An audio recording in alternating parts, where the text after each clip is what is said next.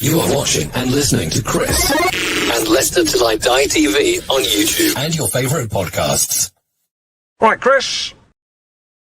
Alrighty, good evening, good afternoon, good morning, good night, good day, goodbye. Hello, welcome along and welcome back if you were with us earlier for this is the normal time when of course we would be doing the prediction show, and if you've tuned in looking for the prediction show, you've missed it.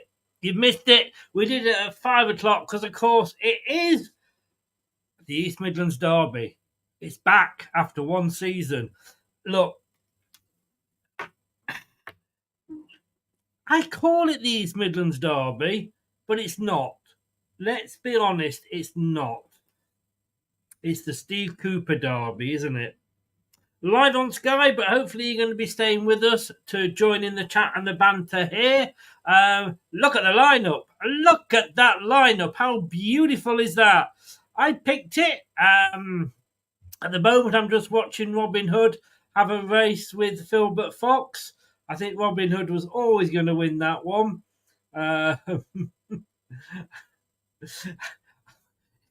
He's got proper feet. Filbert Fox hasn't got proper feet. It's not fair. I demand a rerun. But yeah, what a start. What a team. What a team. So let's have a look at what people are saying. Ben is in. Hi, Ben. Come on, you foxes. All I want is a point. All I want for Christmas is one single point. Or 3 points would be even better. Of course it would. That goes without saying. I just can't see Forest winning us in our own turf. It will hurt. It will. But, I mean, I know I said a while ago, look, I want... what did I say? How many points did I say I wanted? Maybe I was being a little bit optimistic when I said I wanted 9 from 3. But I actually want... I predicted 3 points, but I'll take one. I'll take one. Look, this is unfair. I mean, I'm not being awful. They're showing it again. He's got proper legs and proper feet. Oh, it's Carragher. It is Carragher. Carragher is actually Robin Hood in the mascots. God, he's got a sense of humour. Joe is in. He's here. He's not here. He's not any effing where. Chris has gone. Late. But come on, guys. Worth waiting for or what? Jamie's in. Hello, Jamie. How you doing? 20 minutes late. Jesus had to be a new 20 minutes late. I was 2 minutes late. I know I actually put... I know what you're going to say. I did put 7 o'clock in social media. But it was a 7:15 start. My bad. I was rushing it because we literally finished one show at about 20 past 6. Had to upload that for the podcast. Evening all, Wayne. Not another City football match. Indeed. I hope you got the email, by the way, Wayne. Luke is in. Hi, Luke. He's here to watch his team lose. Is Cooper actually Cooper today? Come on, LCFC. Scott's in. Hi, Scott. It concerns me the lineup and the subs, as we don't seem to have a lot of players to be able to come off the bench. No, that is the worry. We've got a very good starting lineup. Put Winks in for Skip in for Ndidi, and you've got a fantastic starting lineup there. But look, I know that's an opinion dividing topic, but the bench is a little bit worrying. We'll look at this once Brad hopefully comes in. Hi Chris, hi Craig, nice to see you again. A fixes win. We all want to fix his win, don't we, Craig? Would be good. I'm watching the game from the view in this, but you've gone to Lanzarote. Are you actually ever anywhere other than in the bar? Whenever you're messing us, you're always in the bar. Don't blame you, mate. Don't blame you. Have a cider for me, mate. There you go. A bit of Hawkstone there. Jeremy Clarkson, Hawkstone cider. Rather nice. What a great lineup at last, indeed. Perfect lineup. Aha, just in the mascot sprint. VAR, yes. Should have taken him out. Nearly died of shock when I saw the lineup. Cooper must be under the weather. They've got to perform, though. They've got to perform. Yes, bud. Cheers. I don't know if you would like to come on. I have got a spare space, Scott, at the end of the game for the post-match if you want to come on that. Shows how poor the bench is. Good to start. Well, is it? Well, we'll come on to the bench soon. No VK on the bench, as Ricardo probably a forced change, but hi-ho. Look, look, it's the team we all wanted. Let's take it and enjoy it. Yvonne, hello, Yvonne. Ready for a good game? Come on, Leicester. Just had my fish and chips and peas. Oh, it's rather nice. I had pizza earlier.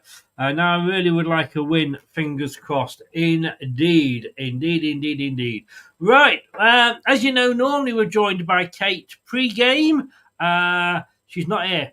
The problem is, by the time we go live, usually, in fairness to her, she's at the ground and there's no signal, blah, blah, blah. So, what is it? Is anybody else having problem with Facebook chats?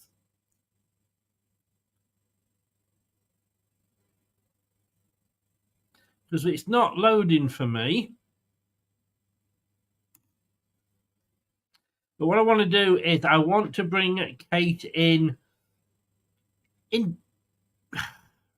body, in mind, if not in body. Let me bring her in. This is what she had to say about the lineups.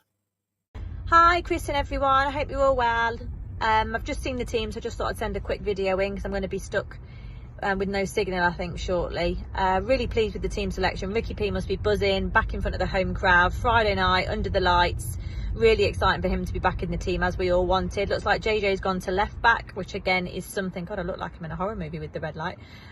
Looks like something that we've all wanted for a long time. So we'll see what happens there. Looks like a back four. Really cool to see Fatu in. I think he's had a coming of age appearance at the weekend against Southampton, so I'm really excited to see him start, and I think he could really cause Forest some problems. Interesting Forest team as well. I think they've picked their best team by the looks, and from looking at the stats with Forest, whilst they don't seem to concede many, Nuno's obviously sorted that out, they also don't seem to score that many either. They're the 5th lowest scoring team in the league from what I read. So it'll be interesting. I think Fatu will cause problems. Hopefully Ricky P can also be that fullback that runs on in support, and we're all here for it. Come on, the Foxes. Well, can somebody please inform Kate, if they see her at the ground, that it isn't a horror movie. It isn't a horror movie that I'm seeing here. Sure, I've seen her on Babe Station. I don't know. Oh, she'll kill me. She'll kill me. Craig says, I'm off now, Kriya. Enjoy yourself, Craig. Enjoy yourself. Wow. Look, it is the Watchalong. Let's talk teams, shall we?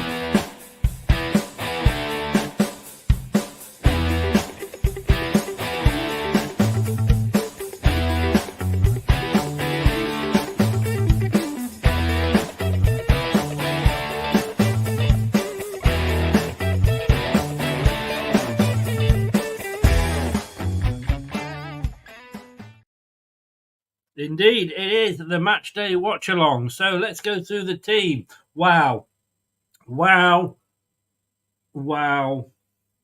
I'm not going to moan about Skip not being in, because let's be honest with you, before we bought Skip, we'd have all been picking Ndidi. And some of you are saying, you've been impressed with him. Indeed, he does seem to be splitting opinion, though, doesn't he? He does seem to be splitting opinion. Anyway, let's go through this team. I'm not sure. Bradders is here. Late. What I like to say is, what's the word I'm looking for? Fashionably late. Fashionably late. He knew I was going to be showing Kate, and so he decided he was going to come late. I could say a few things to that, but I'm not going to. Instead, I'm just going to say, hello, Brad. Welcome along, sir. Hello, mate. Yeah, see, I knew Kate was going to be in the studio, hogging the limelight as she always does. You got to get these BBC reporting celebrities in, haven't you, Chris? So, thought I'll give it a minute. I'll give it a minute. You have. I'm just trying to again sort this. There it is. That's the one. There we go. Look, hey, what a fucking team! I mean, we'll come onto the bench afterwards because that looks a bit thin. But this is the lineup that. Well, I picked this lineup apart from one.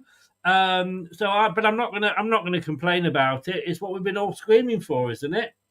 It is, and look, this is nothing against Christensen. I don't think he's done a lot wrong. I know others haven't been enamoured by him, but for a guy who spent a year or so out of the line, out of the cold of Leicester, sent out on loan, wasn't liked by Enzo. I think he's done all right. I did make the tweet that you didn't. Winks in, skip out, Ndidi, but. Look, Fataru's starting. We don't need to riot. Ricardo finally starting. And this is something I didn't get the chance to mention on Tuesday, was, to be fair to Cooper, he specifically mentioned Ricardo Pereira in his interview and said he will be getting a chance to start sooner rather than later. So a bit like when someone's trying to hint at something coming up in a show or whatever and not spoil anything. But it's good to see him. He deserves to be playing. Hopefully he'll put in a really good performance tonight. I like that lineup. It's like Jess has just said to me, that is our 11 that we would have picked to go for. And I think it's most people's 11. I know your love child isn't there, Chris, but he is still recovering from an injury. So, well, let's just clear this up. First of all, hello, Jess. Hope you are well. I think I said this on Tuesday night. Akoli and FaZe. FaZe wasn't my favourite defender. Akoli, wasn't impressed with him in the pre-season, but I wasn't impressed with anybody in the pre-season. And obviously, scoring an own goal in your first game with virtually your first touch is never going to be going to go down well. But they have formed a absolutely brilliant partnership, and if Vestergaard doesn't play for the rest of the season, I'm not gonna be crying, to be honest with you. No, and again, it's no disrespect to Vestergaard, who was brilliant for us last season and has done his job so far already in the Premier League in the games he's played. I mean, you might see him coming on games where Cooper wants to be a bit more reassuring at the back, like maybe a Man City or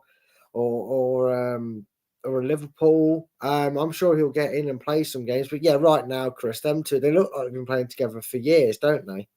Yes, yeah. Marco from the Netherlands. Good evening, sir. How are you? I haven't seen you before, but then again, I have been in Australia for a month. So if you have been popping in, thank you very much. But lovely to see you. This is the question, isn't it? Is Ricky match fit? I'm a little bit worried that we've been screaming for him, and now we're going to be saying, yeah, wasn't very good, was he? He's going to be ring rusty. He hasn't been getting the games because we know that reserves don't anymore. There's no reserve league. We've got to sort of bear with him a little bit, haven't we? We do. I mean, the one thing that you can maybe say, weirdly, Ricardo has that some of maybe other the younger lads or the players that don't play a lot is he's got a great footballing brain. So he'll know his body, he'll know his limitations, he'll know what he's capable of doing in this game. And he'll want to play 90 minutes. Let's face it, he probably will. And he'll know how to manage that to A, give his best and B, last the full 90 minutes or as long as Cooper sees fit. He might, I'd say naturally, he's going to probably start to look a bit worse for wear after about 70, 75 minutes. But the game can also dictate how things go because, as we saw against Southampton, let's hope we're not in the same situation tonight, but we were up against it. We was 2-0 down and he went to a back three. So he'll be hoping that his performance and the rest of the team's performance allow him to have maybe an easier game, if you will, for a first game back, and he can make a good impression. Indeed. Look, let's go to the team. Hermanson picks himself, doesn't he, really?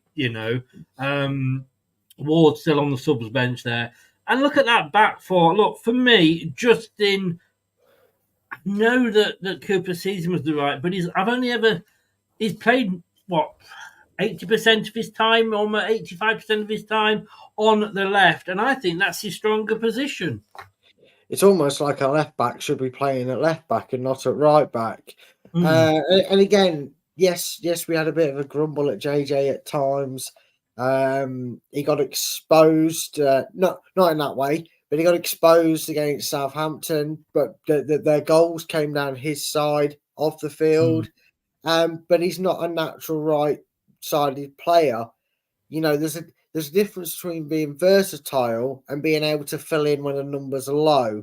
And that job was until last season was the job of Mark Albrighton, wasn't it? That was his job. He would fill in at right back if Pereira wasn't able to play.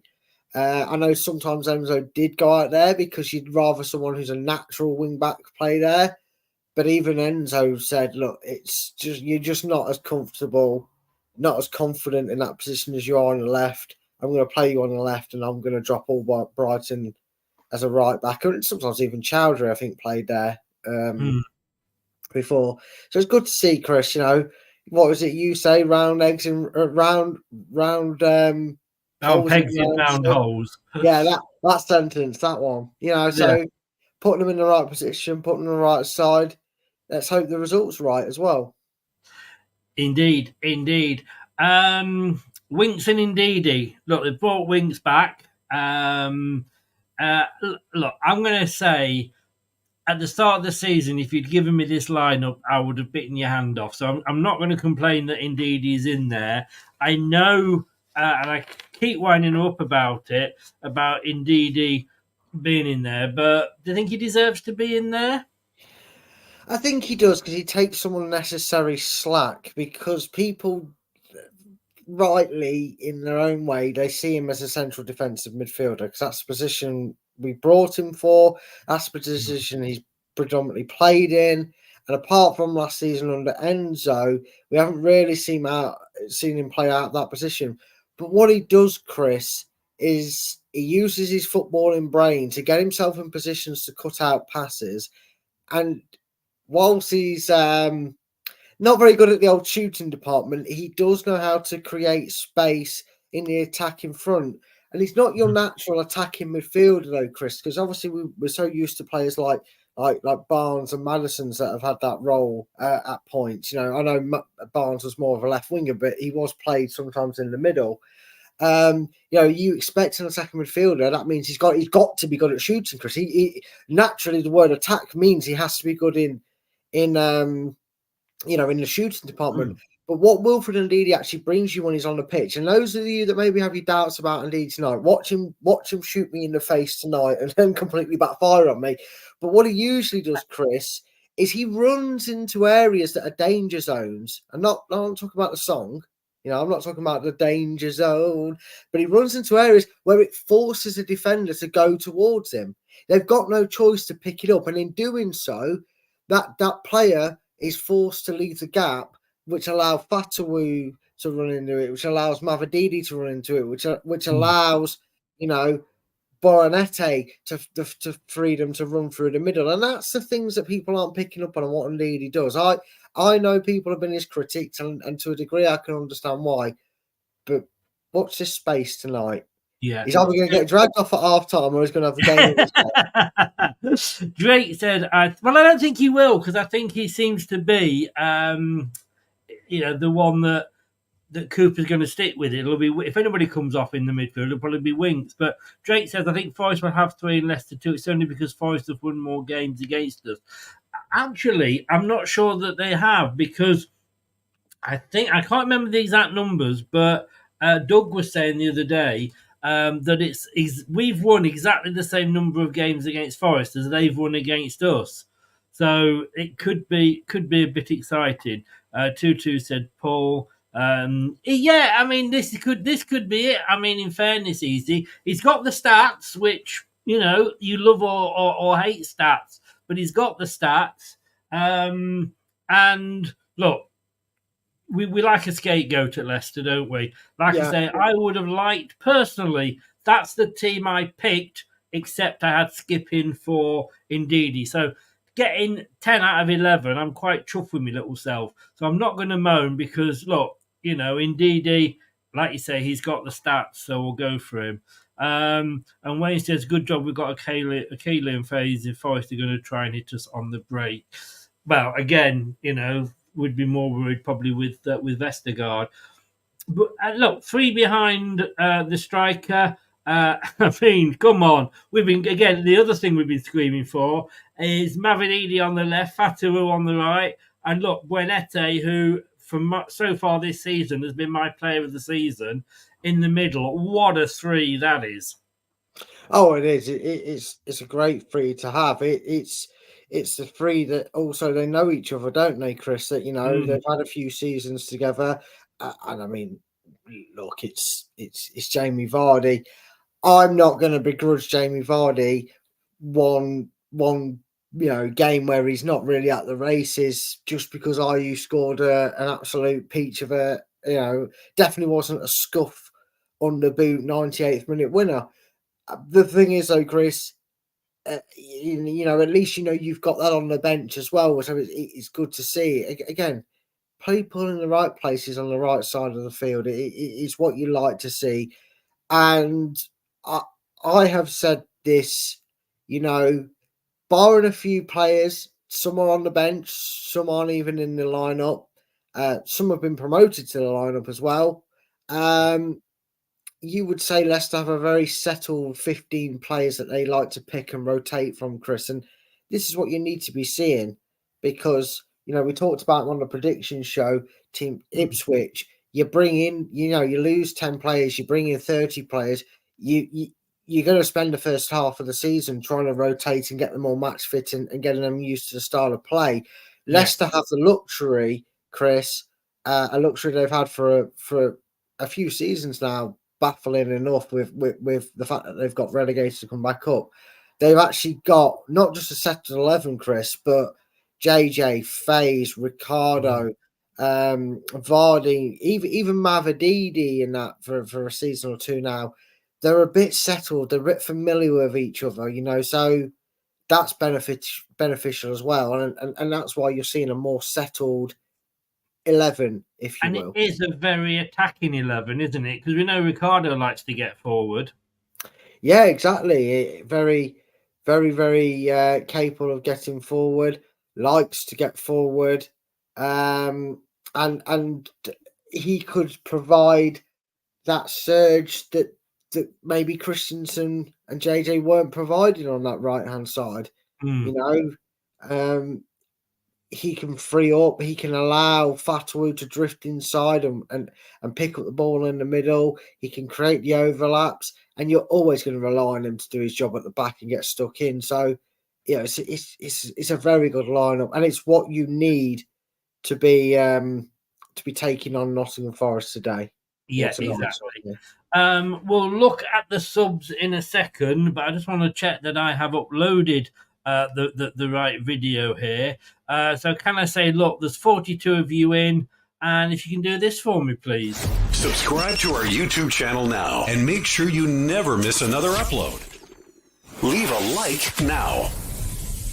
Ring the bell and never miss another video. Oh, I did press the right one. I did.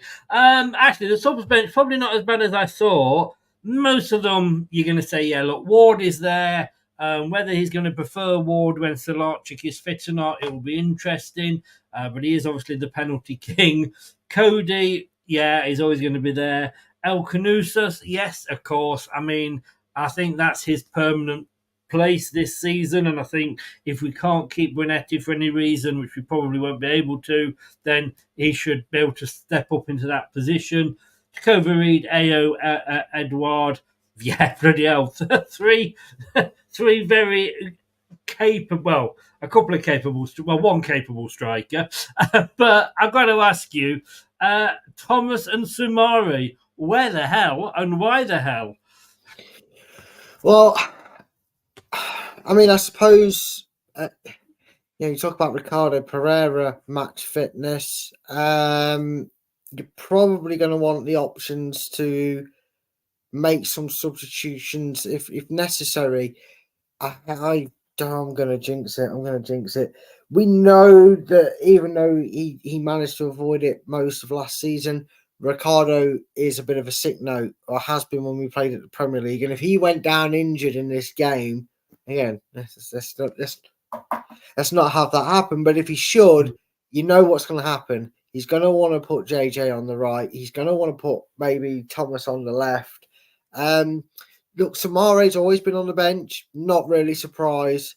Not really surprised that Samare's on there. If anything, I am a little bit surprised that Samare gets on the bench every week and barely gets on. But that aside, Have you been on the bench before, though? yeah, he's on regularly. I mean, obviously, like I say, I missed, like I say, 4 weeks, as you will be able to see from the prediction league. It was. I don't think that's got anything to do with you being bottom of the prediction league. In case you didn't know, folks, Chris is bottom of that prediction league. Yes, I am. But then again, as Doug backed me up on his podcast, trying to predict games 4 weeks in advance wasn't easy. But look, I didn't even realise he'd been on the bench, to be honest with you. As Thomas, two players that look to be on the way out. Well, this is the thing, though, Chris. They were rumoured to be on their way out. Nothing really materialised. Mark Samaro was out at Seville last season, wasn't he? And it seems like it didn't really go well for him out there because there was no real interest. So what do you do with a player like Chris? You haven't been able to get them out. The reserves isn't an option, as you said.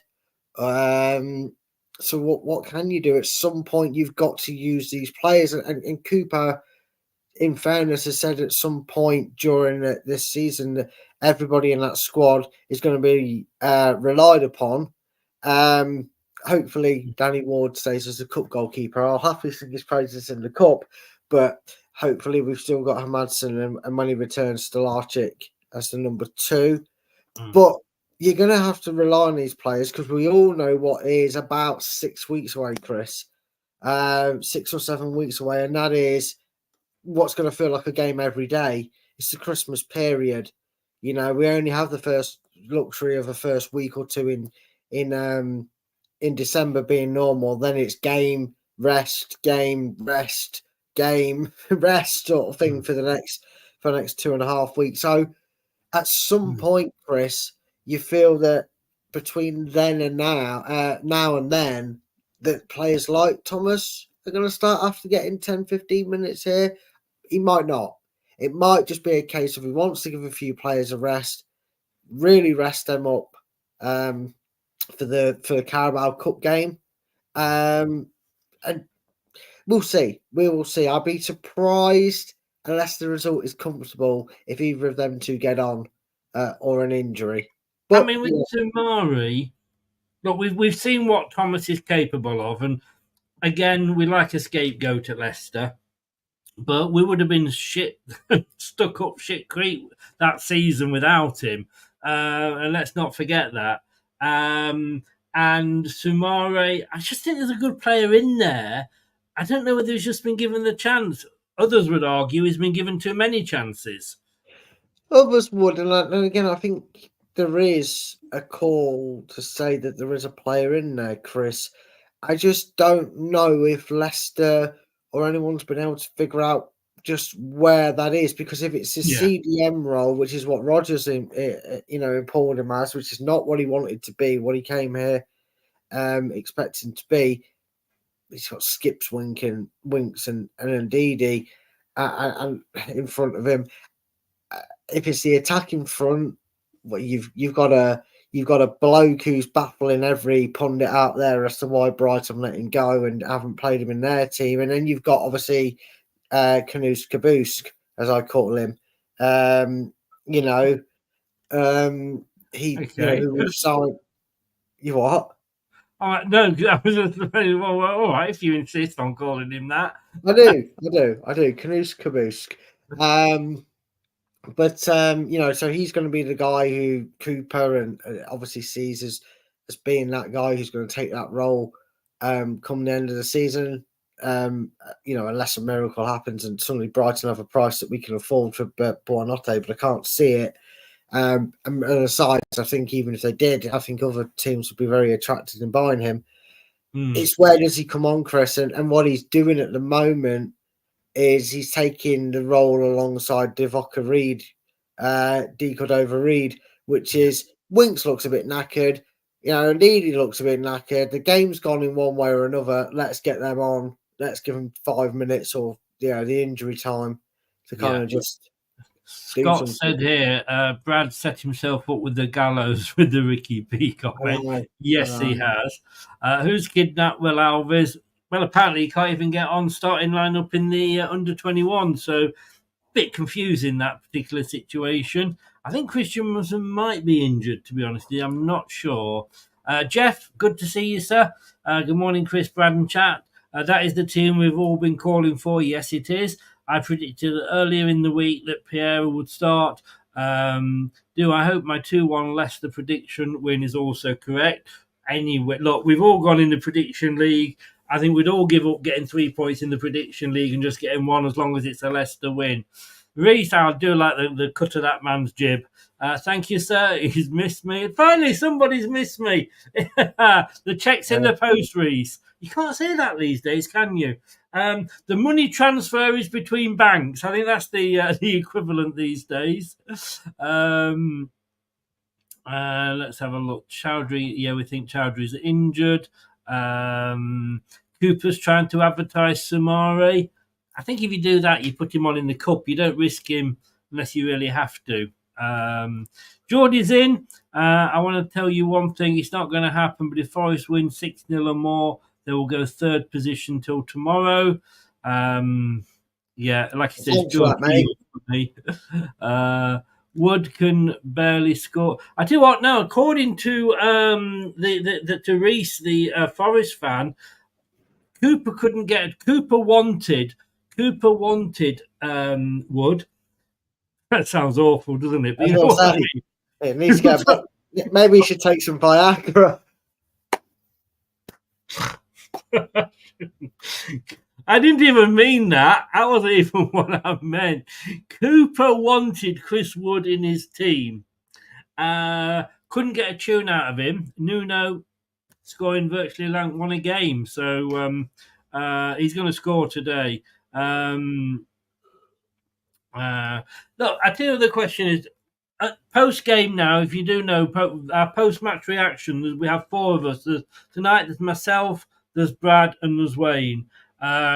Jim, who is going to be our 4th member, is usually in America. He's based here now, and is actually at the match, so we're not able to get him on. So if anybody wants to come on post-match, stick your name in the chat, and we'll get something scored. But you've got to be prepared to come on camera.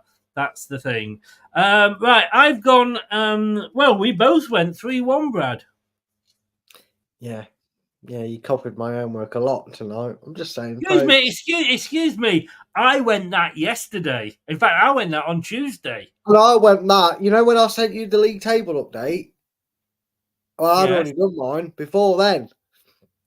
I don't remember that. I didn't see. I don't look at that because I don't want to be accused of cheating. Scott's gone. He's gone for a Desmond. Scott. I think Chris Wood has got quite a few goals against us. He likes a goal against us wherever he's been. I think he got at least 1 or 2 for Leeds. If I am very much. Chris Wood has definitely scored passes because I remember at least on more than one occasion I found myself going, of course it's fucking Chris Wood who scored. Yes, yeah. I like Chris Wood, to be honest with you. I think he came to us having got 6 in one game from Millwall. I remember calling him the sharpshooter. And it just wasn't to be because obviously a certain Jamie Vardy was breaking through just as we spoke. But yeah, well, not just that though. You know, if the rumours are to be believed to be true, he couldn't keep it out of his pants around the person's daughter. You should really keep it in your pants around. I guess that's allegedly. That's the reason he didn't play many games. you didn't name them. Talking of which, they've just shown Chris Wood on the screen. Well, let's hope he gives Cooper Wood. Yeah. Well, hopefully not tonight. Hopefully not tonight. Brad, I will let you go. Thank you very much, sir. I will see you hopefully at half time.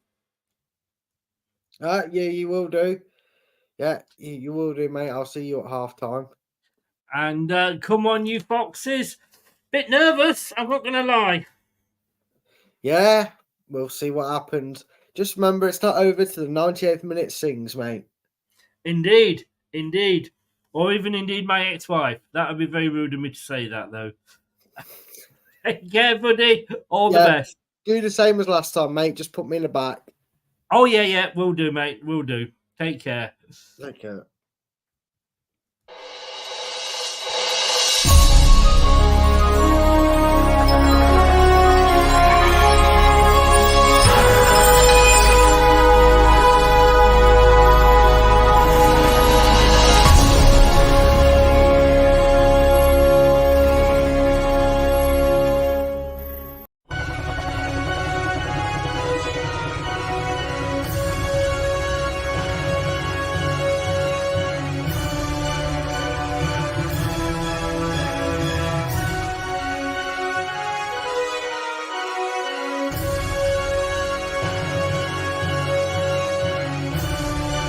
This is the Leicester Till I Die Watchalong show.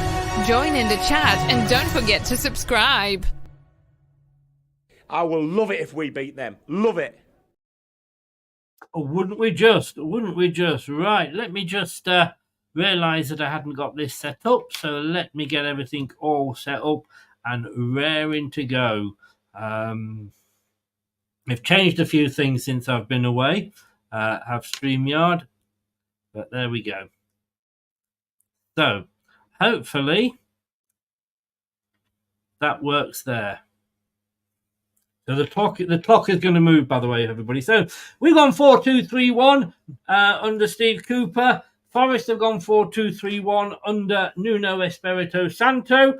The Forest lineup is Sells in goal, back four of Auna, Milenkovic, Murillo, and Marino. Yates and Dominez are in the middle. Three behind Wood up front is Elanga, Anderson, and Hudson-Odoi. Leicester City, they're 4-2-3-1. It's Hermansen in goal. Justin on the left, Faz Akoli, Ricardo Pereira. Ndidi and Winks are the two just in front of the back four. Fatawu, Buenete and Mavididi just behind Jamie Vardy up front. How are we feeling? Tense, nervous, headache?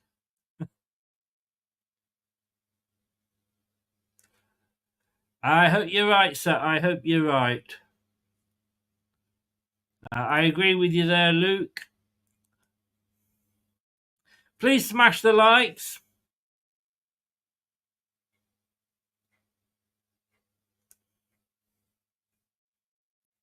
Cheers, James.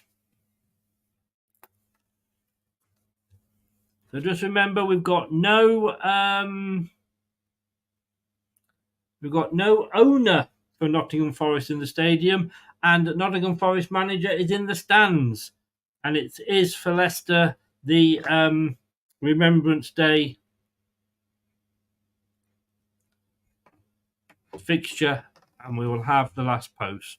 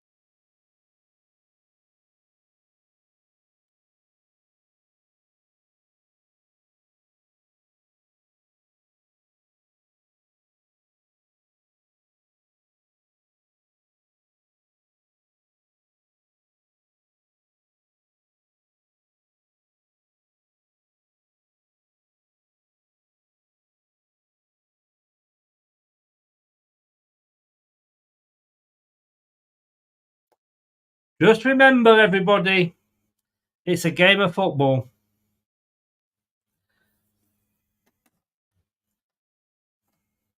And people have died so that we can banter. And yes, 25th of October, because our next 2 games, Tony, are away. So we've got 2 away games coming up.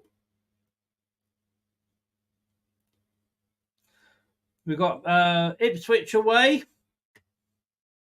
next Saturday, and then Man United away the following Sunday at 2 o'clock. So we're not at home again until the 23rd of November. And if you can include the Man United game in the FA Cup, in the Carabao Cup, we've got 3 away games. And of course, 6 years ago today, Friday night on Sky, we put 9 past Southampton.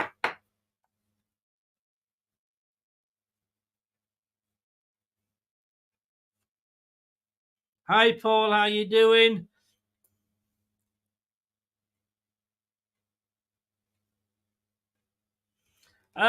Feeling better than I was at half time against Southampton, James. Please subscribe. Please smash the likes button. No spoilers, remember. No spoilers.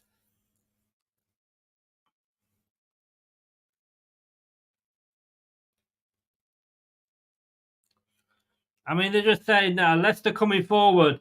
Leicester in all blue, and Brenette falls over, I think, rather than taken down. But Leicester all in, he's asking why, but he wasn't given anything. Leicester in all blue, they're kicking from left to right towards the family stand, and in opposition, Forest in the red shirts, white short, red socks, and they are kicking from right to left. And they've got the first free kick, which is quickly taken.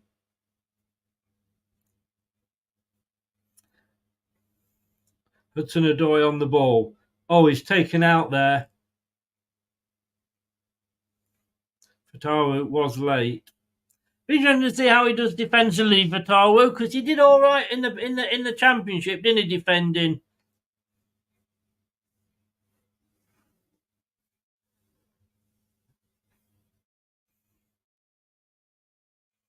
So the second free kick of the evening goes to Nottingham Forest on this near side, just outside of the box, penalty box, of course.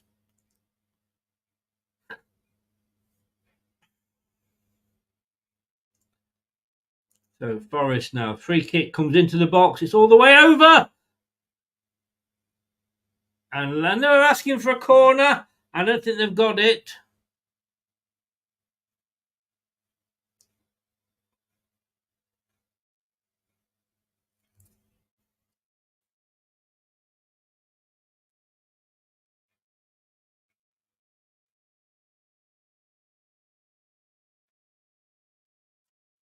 So,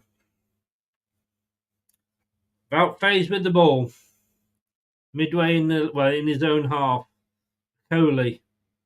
James Justin. Back to Coley. Back to Hermansen. Forest are pressurising Leicester a bit here. Leicester can't get the ball out. Now, James has it.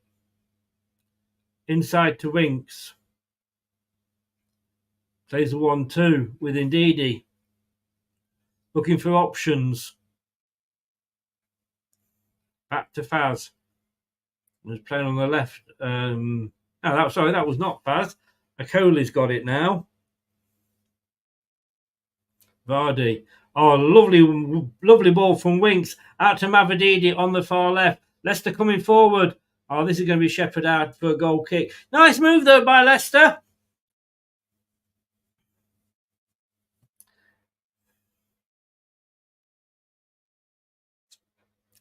That was the first move, really, for Leicester. It was a good move.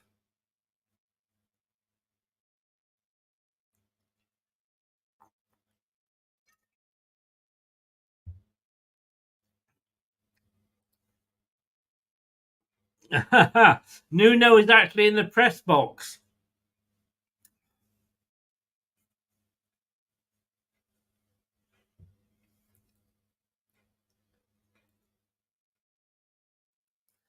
Probably got one of the best views in the stadium.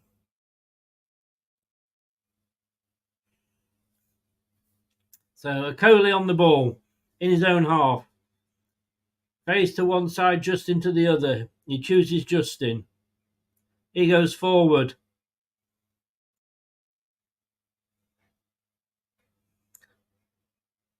He eventually gets it back. This time he plays it to Faz, who plays it straight back to him. And Coley with the long ball forward. Ooh. That went all the way through. Mavididi put off, and it's gone out, I think, for a Forest throw-in. 0-0, going up to 4.5 minutes. Just gone 4.5 minutes.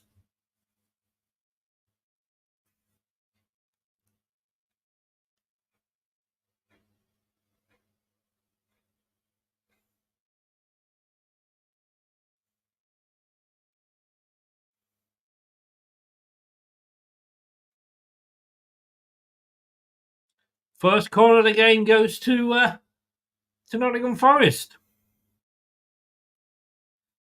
LCFC, is that me you're having a dig out there?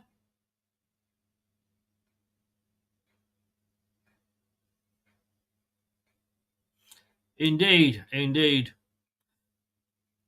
Thank you for saying that, Jeff. Jeff, if you can kind of just...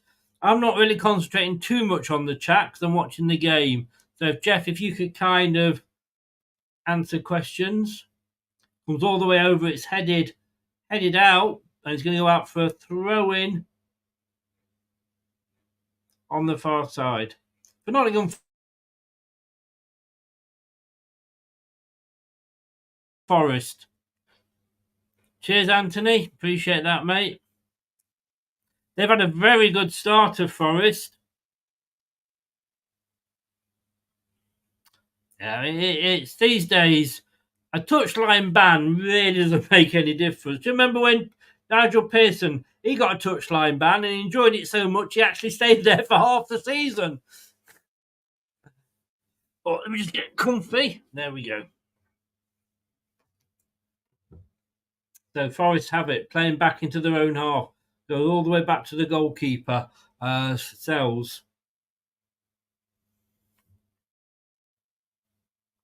It's headed out by Ricardo for a throw-in.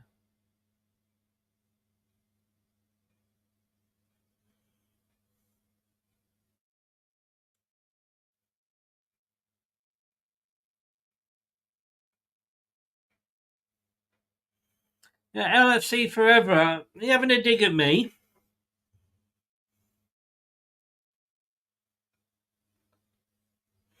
Indeed, Tony. Oh, there's a new one out. I thought it was more orange this year. I've got to say, if you're going on, and we obviously don't recommend betting. Betting is not the answer for any financial problems you have, and when the funds stop. But Forest are the... Oh, well done, Hermanson. Forest are the favourites just for this game. A long ball forward by Leicester, but it's cut out by Forest.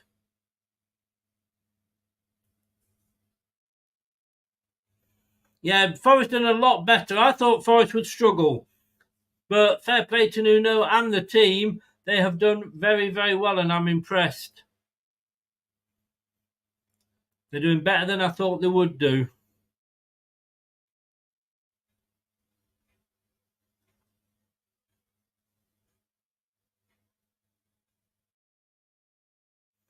Yeah, Leicester are 7-4 to win this. Forest are 13-10. The draw, which is probably the best option, is 12-5. That was as of Thursday, though. So that was yesterday's betting. Oh, Leicester player goes down, but nothing given. Forest have got it away. But wow, well done. Well done to Okoli there. Got stuck in. Now Buenete turns. He runs. He's going to have a shot, surely. Oh, it's deflected in a corner for Leicester. Oh, you can hear the crowd getting excited there. Brunetti got the ball. He got that ball, he turned, and the defence opened up a little bit. He probably hung on a little bit too long to shoot, but you could hear the crowd getting excited.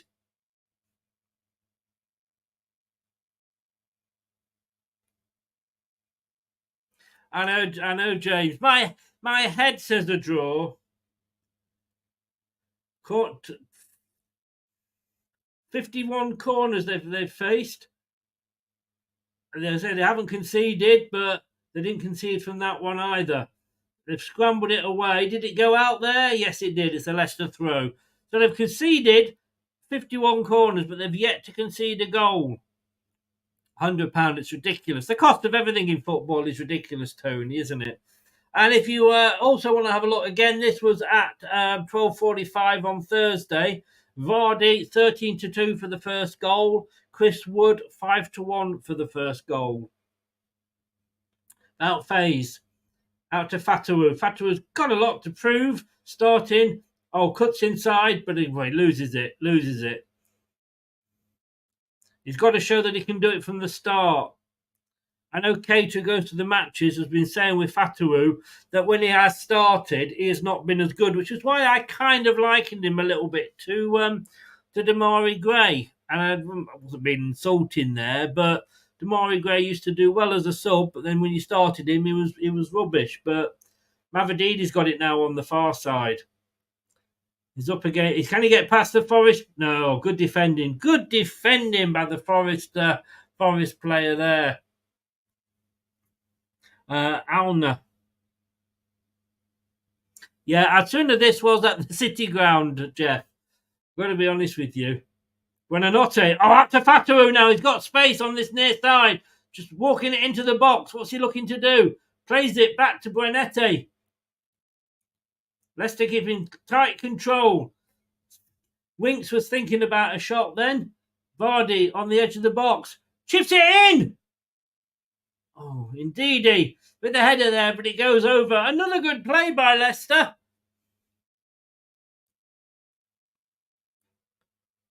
Yeah, of course, James. We sold him to Germany. You bought him from Germany. Yes, he was. And I so wanted him to do well because, he had the talent, but I just think it was a wasted talent. Leicester started the game well. No, Tony, you can't. It's not golf. Like you're thinking, though. Head tennis at the moment for the Nottingham Forest players in their own half. 11 minutes gone. Leicester in the East Midlands Derby, kicking from left to right. That started very, very well. 63% possession. 2 shots we've had. Forest, with the long ball over the top. Coley gets it back to Hermansen. I've got to say, Justin there gets the throw in. I have to say with Coley, I wasn't impressed in the pre-season, but then again, who impressed us at all in the pre-season? Nobody, and he did score the unknown goal. But the partnership he is developing with Wout Faes is so impressive. Really, really is. Like I say, I was a big fan of Vestergaard last year, but I don't see Vestergaard. If these two stay fit and suspension-free, I don't see Vestergaard getting back in for a league game. What Coley's got is the speed and the turning circle that Vestergaard hasn't.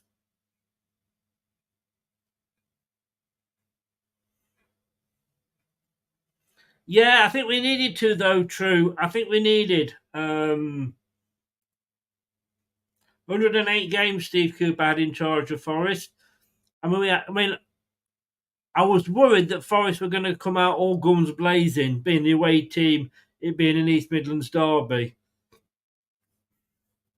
But I daren't say it. We've started reasonably well, but of course we need to capitalise on it. Fatawu, gets a throw-in. Well done, Fatawu, who's being marked very closely there, but he does get the throw-in on this near side. I think Leicester have settled better and earlier than Forest.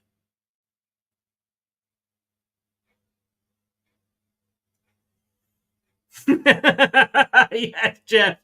Oh, Fatawu and Buenete are linking up well. I've got to say that I like the two of them. They are finding each other. But yeah, Jeff, you're very, very well. Hi, Chris. How you doing? I know. I'm going out tomorrow. Tomorrow, by the way, hang on, just Fatawu's running into the box. Oh, poor boy, doesn't get it to Brunette.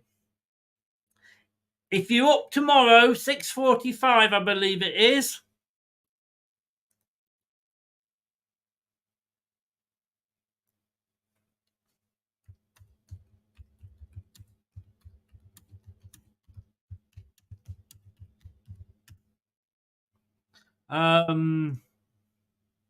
Just checking out. 6:35. Sorry, 6:35. Talksport 1 tomorrow morning on the Sports Breakfast with Natalie Sawyer.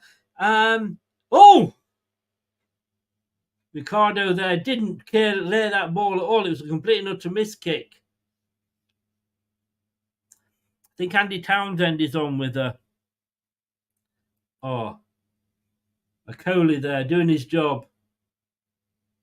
Good defending by Leicester again, but we'll kick it straight to a Forest player. Yeah, 6:35, Talksport 1 tomorrow. You can catch me talking about this game and then going out celebrating becoming a granddad with the aforementioned, there's another corner to Forest, with the aforementioned father and daughter-in-law, and well, son and daughter-in-law, father and mother.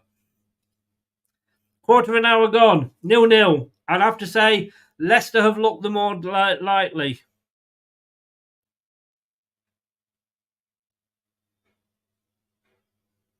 I've got to take it all back about a Coley. I really have. The corner comes in.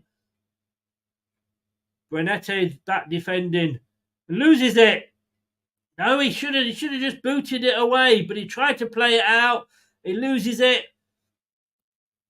And we can't get it away at the moment. And it's a goal. Forest has scored.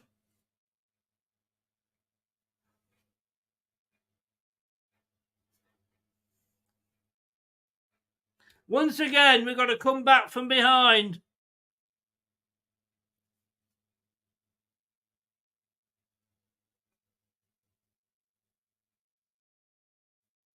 Brunette did not clear the ball.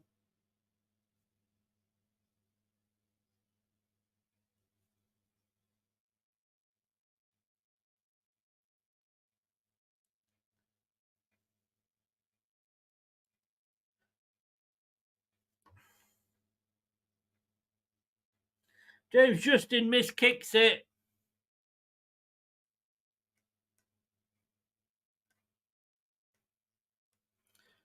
You got to say, Leicester failed to clear it.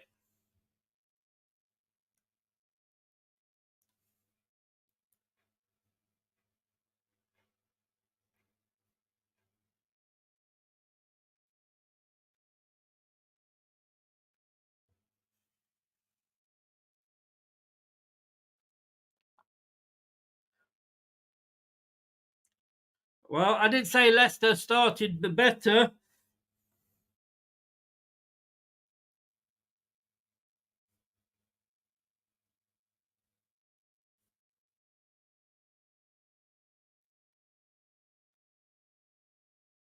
You can't say that we weren't punished for our own mistakes there.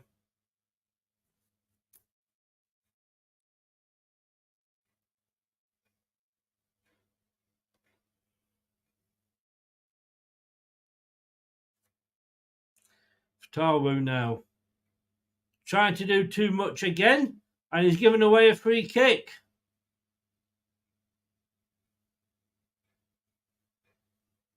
Anderson playing with his dick. Don't think that's where he was hit. Maybe he's just got...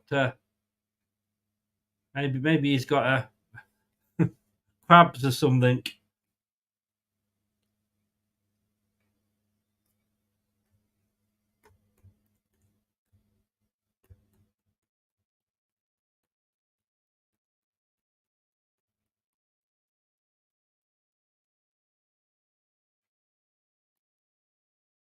I mean, it was our own fault.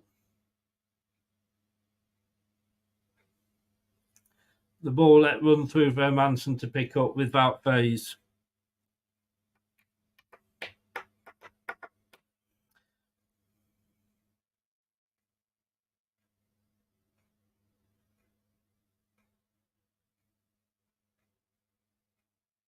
How will Leicester respond? Fatawu on the ball down this right-hand side. Ndidi. Back to Fatawu. Got 2 players on him. Gets the corner. See what Forest's intention is? 2 players on Mavididi, 2 players on Fatawu.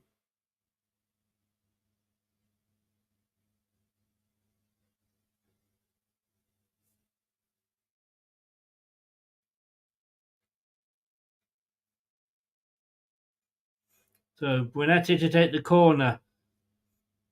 We all know what we can do from corners. Still early, of course. Punched clear by Sells, only as far as Vardy. Winks has got the ball.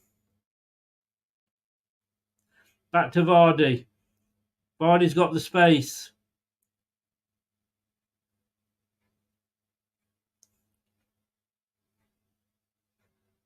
Leicester just looking for the opening.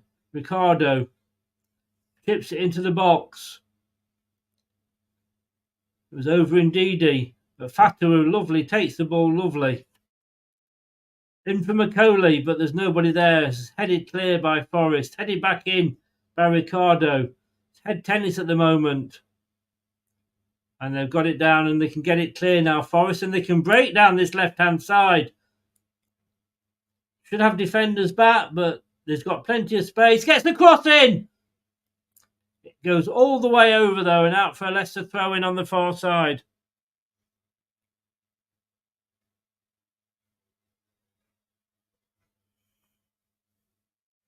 The defending was awful. Luke.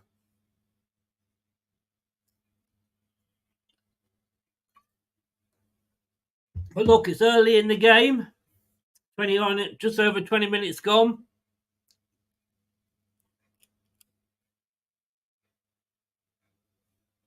Leicester had been on top.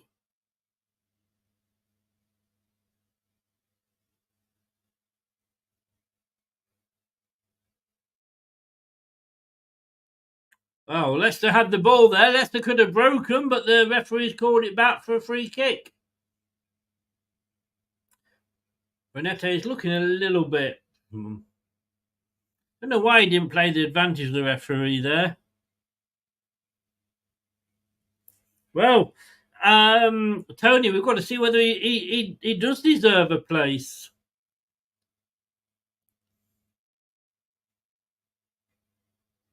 Lovely play from Leicester, and Winks is running forward with the ball. Mavididi on the far side to Winks. Gets the ball in! Yeah! Yeah! It's Jamie Vardy! It's 1-1! Come on! That was it! Hardly been ahead for 5 minutes! And Leicester City have equalised! And who is it? It's only Mr. Red Bull himself, Jamie Vardy. A lovely passage of play. 1-1.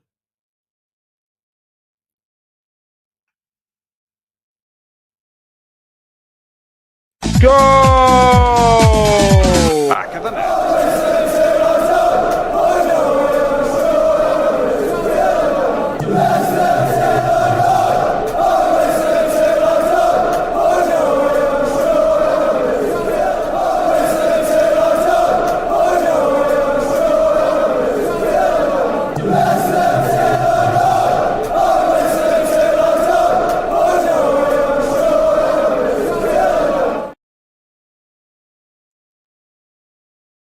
Vardy scored. Winks assist.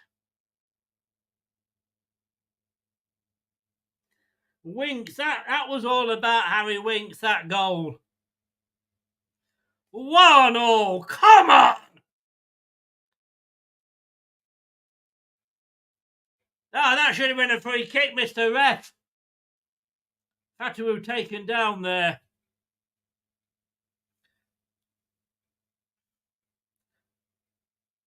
This game could go.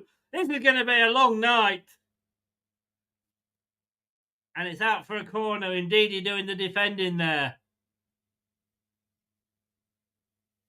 Yeah, Russ, good point. Good. Well, it cost. The goal was our own fault. But wow, and wow. In fact, I just need to turn my fan up a bit because it's rather warm. Thank you, Yvonne. Means a lot. Oh, how did they miss that? Honestly, the Manson, what a save! What did Love got to say from the corner? Oh my God! World class goalkeeping. They've just said it's Schmeichel like. I tell you what, that was Gordon Banks like. What? Yeah, massive save. Forest now coming back though. Oh, Leicester at the moment. What are we doing?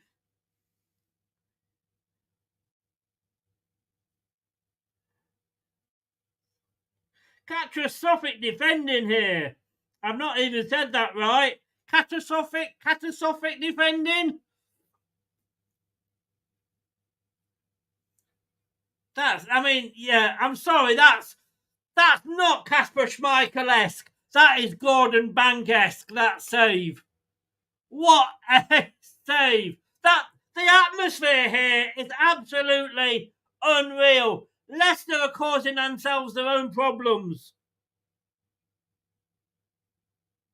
Now, Mavrodidis going the other way. Oh, what a lovely run. Ndidi there, ran for Mavrodidi. And Mavrodidi gets it back. And it's a throw-in.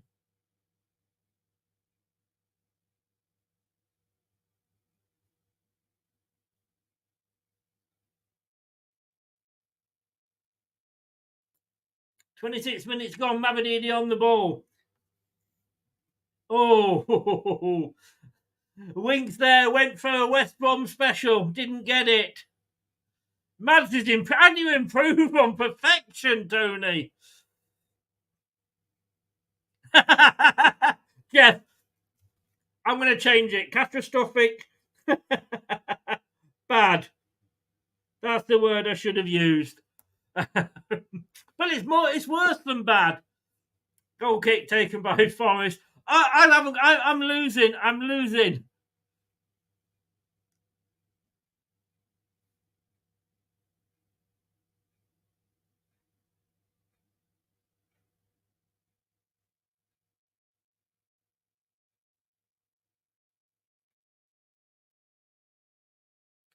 Oh.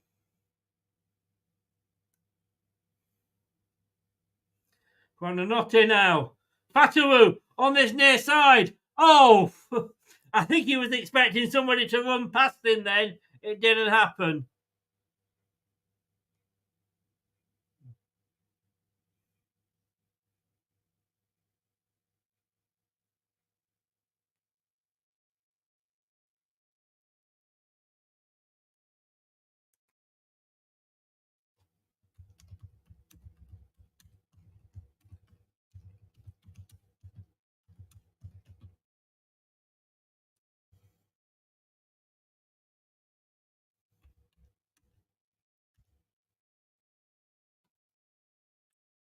Now, Mavrodidis. Leicester are up on the atmosphere here.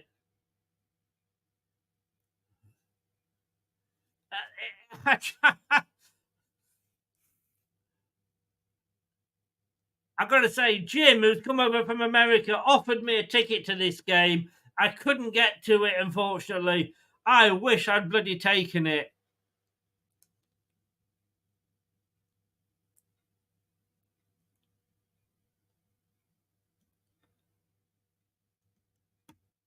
Whoa, whoa, whoa, whoa, whoa.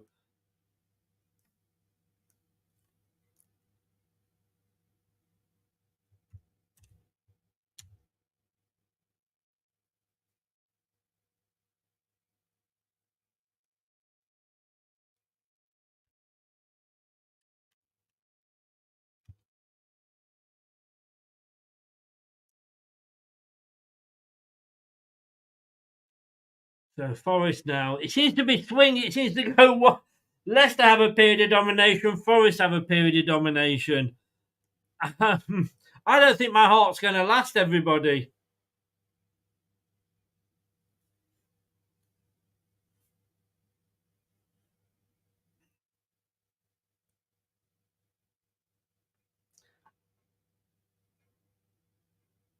Can't get it away again, Leicester. This time they don't take any chances. They just boot it up to the halfway line. 7 minutes between goals.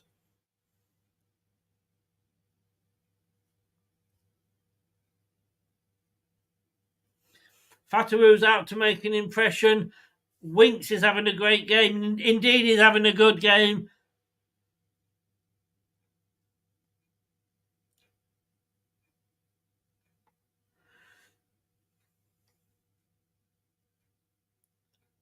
Ricardo does well there. Fataru back helping him out. Renette's all over the place trying to make up for the goal. Wasn't just his fault. Him and James Justin equal blame. Oh, the shot's over. I think Forest was shouting maybe for handball. My 3-1 still on, everybody.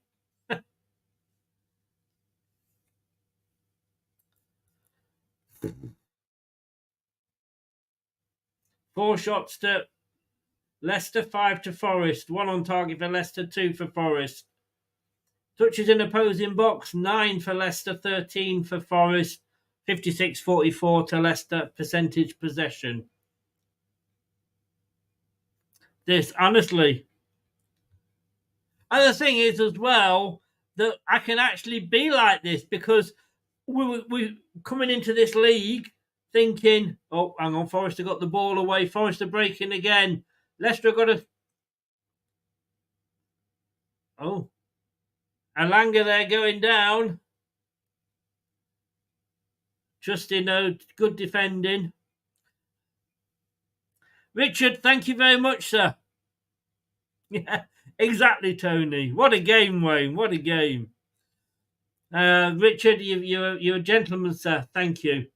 Fataru, who's been given a lot of space on this side. He cuts inside and he gets a free kick this time. Yeah, coming into this season, obviously expecting the points deduction, expecting it to struggle. I never thought I would feel this positive about Leicester. And I've got to say, all right, I did say, if you remember, Southampton, Forest, Ipswich, I won in 9 points. That was before Forest, obviously, did as well as they have been doing. I mean, let's not forget it. Let's not forget this. Forest beat Liverpool at Anfield 1-0. Oof, cheers, everybody.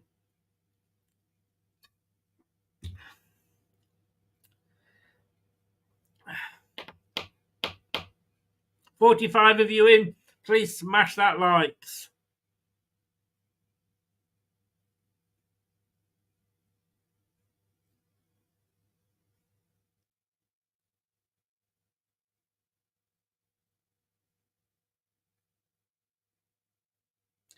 Couple of throw-ins for Leicester. Just now, the second one just inside the Forest half. If they can get a ball. Just over half an hour gone. 33 minutes. Forest taking the lead on the 16th minute with Yates. Vardy equalising just 7 minutes later. That's the way to do it.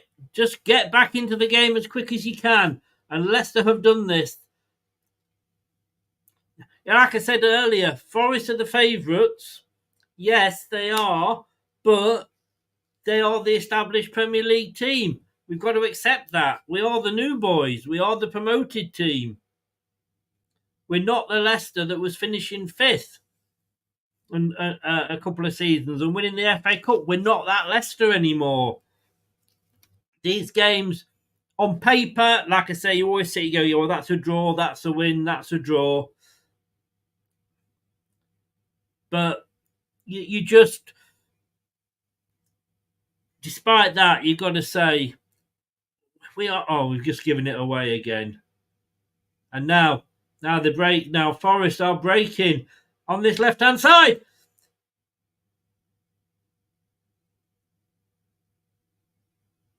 Oh, it's a booking for Ricardo.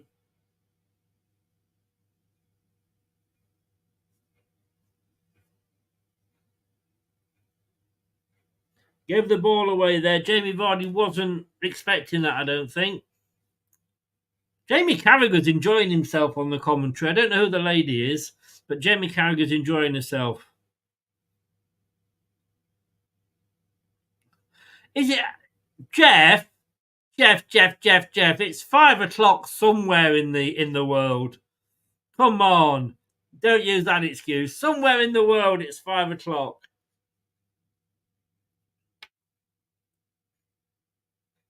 That's what I told myself when I was in Australia.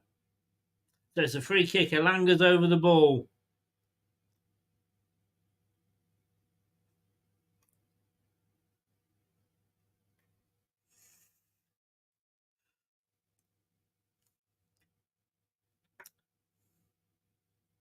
"10 yards outside of the penalty box, almost centre.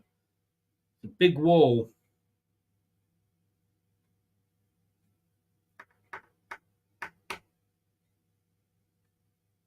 What time is it there, Jeff? So the free kick's going to be taken. Just hits the wall. The wall does its job there. Well done. Forest still have it on this near side. Hudson-Odoi skips past Buonete. Oh! Big save there from Mads Hermansson.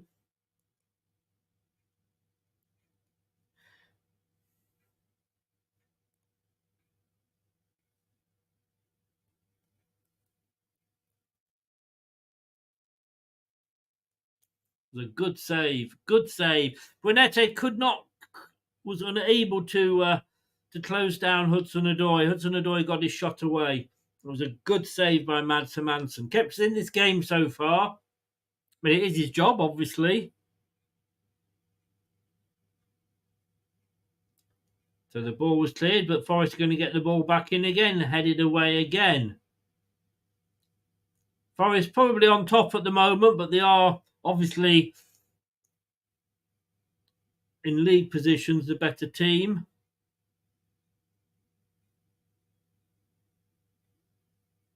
I'll tell you what, Jeff, whatever you drink you have, if you're on the Titanic, you won't be short of a bit of ice. Hey!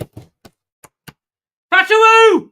Oh, he crosses it in, but it's headed clear. Do you see what I did there, Jeff? Oh, come on, Jeff. Come on. Have a whiskey. I'll have a tea with a bit of whiskey in it.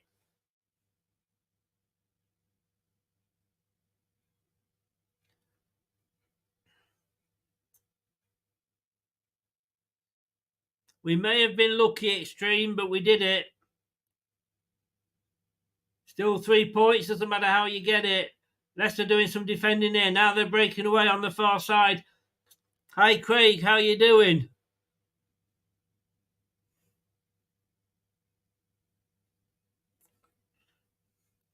Well, what can I say? What can I say? I'm here all week. Oh, lovely ball through Renete! Come on! Only Vardy up there! Plays it back, and there was nobody there. Only Jamie Vardy. And he would have been lucky to get it to Jamie Vardy. Chipped in! Oh! Is that a corner? Renete there. Lovely ball through for him. He ran through for it. There really was only Jamie Vardy up there, but there was 4 or 5 defenders between him and Vardy, and he pulled it back, and unfortunately went to another player, but to a Forest player. But it got to Kane. I think it was Kane to a Coley who hit it. Anyway, it's got out for a corner on the far side. Not in much as a rush as we were against the Southampton. I hope so, Craig. It would be nice. Winks with the corner. Oh. No, I think it's gone out for a goal kick. Leicester were claiming the other corner. Who have you got this weekend, Craig? Oh, hello. Technically, was it well, it was a hard one, that. You gotta go with the ref. Don't even know who the ref is today, by the way. Does anybody know who the ref is?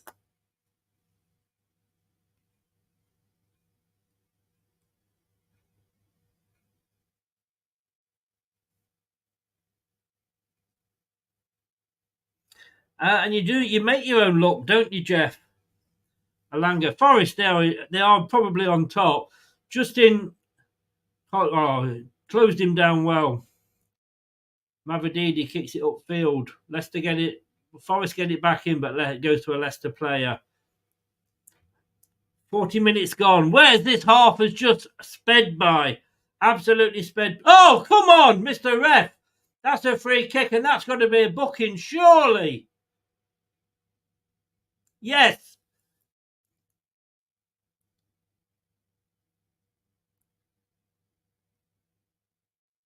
Oh, Fatawu taken out there.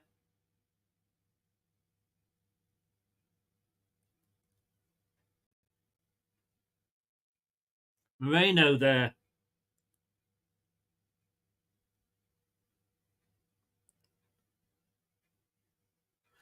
So it's a free kick. Level with the edge of the box, about as far out again. Ha ha ha ha, Tony. Villa away. Oh, difficult one for you. Difficult one.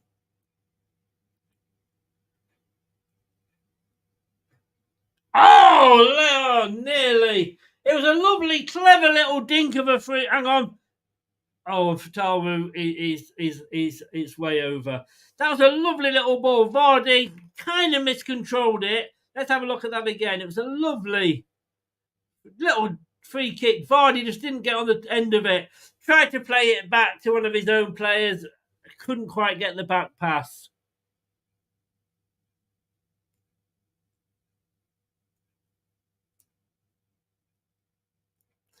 Oh, good defending there. Ends back with Matt Manson.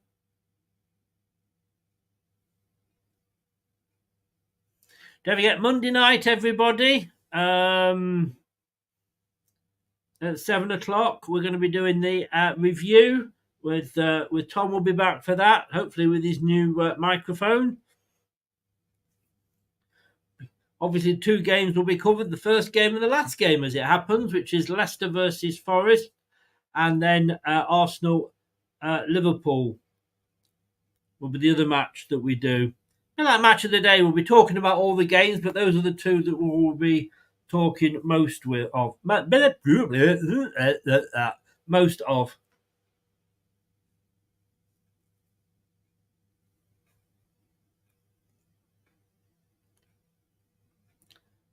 So Faz gets it back. Winks turns on the ball. Keeps control. Marshalling that midfield. Gets it back again. Oh, Leicester tried to play a neat little 1-2, but just runs on a little bit too far past Ndidi.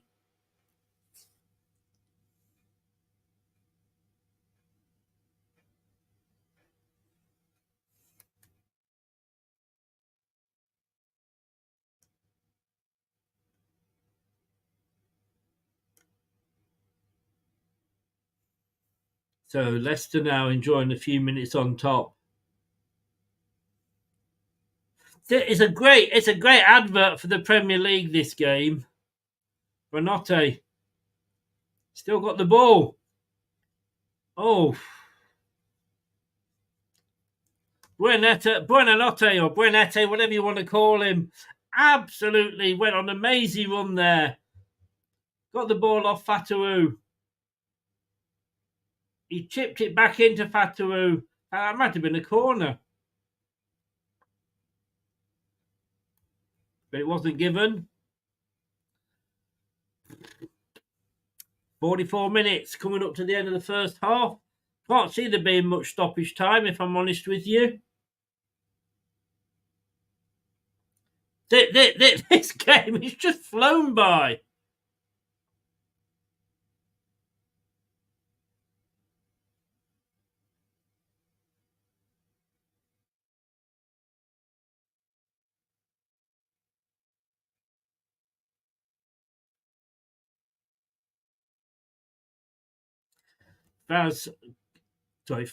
A Manson kicking the ball upfield.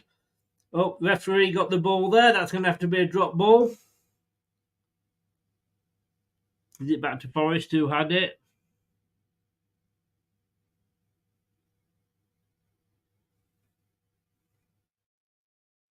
Oh, Buenette, he wants to win this game on his own. Oh, no, I'm giving it away again! Oh, my God. 2 minutes. 2 minutes of stoppage time. And now Leicester break away.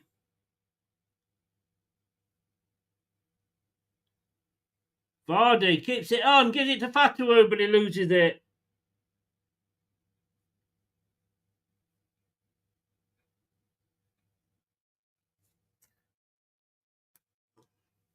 This has got, at 45 minutes, no.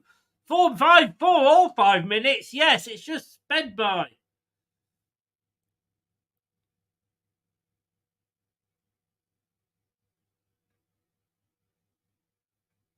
Tell you what, looking at this, you wouldn't have looked at it and gone, you've got a promoted side in here. I hope you're right, Richard. But they have had a good start to the season. Mavididi running at the defenders. Takes a shot! Oh!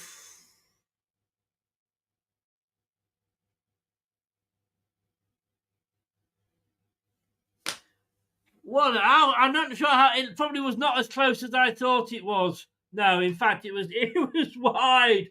But, it was worth a shot.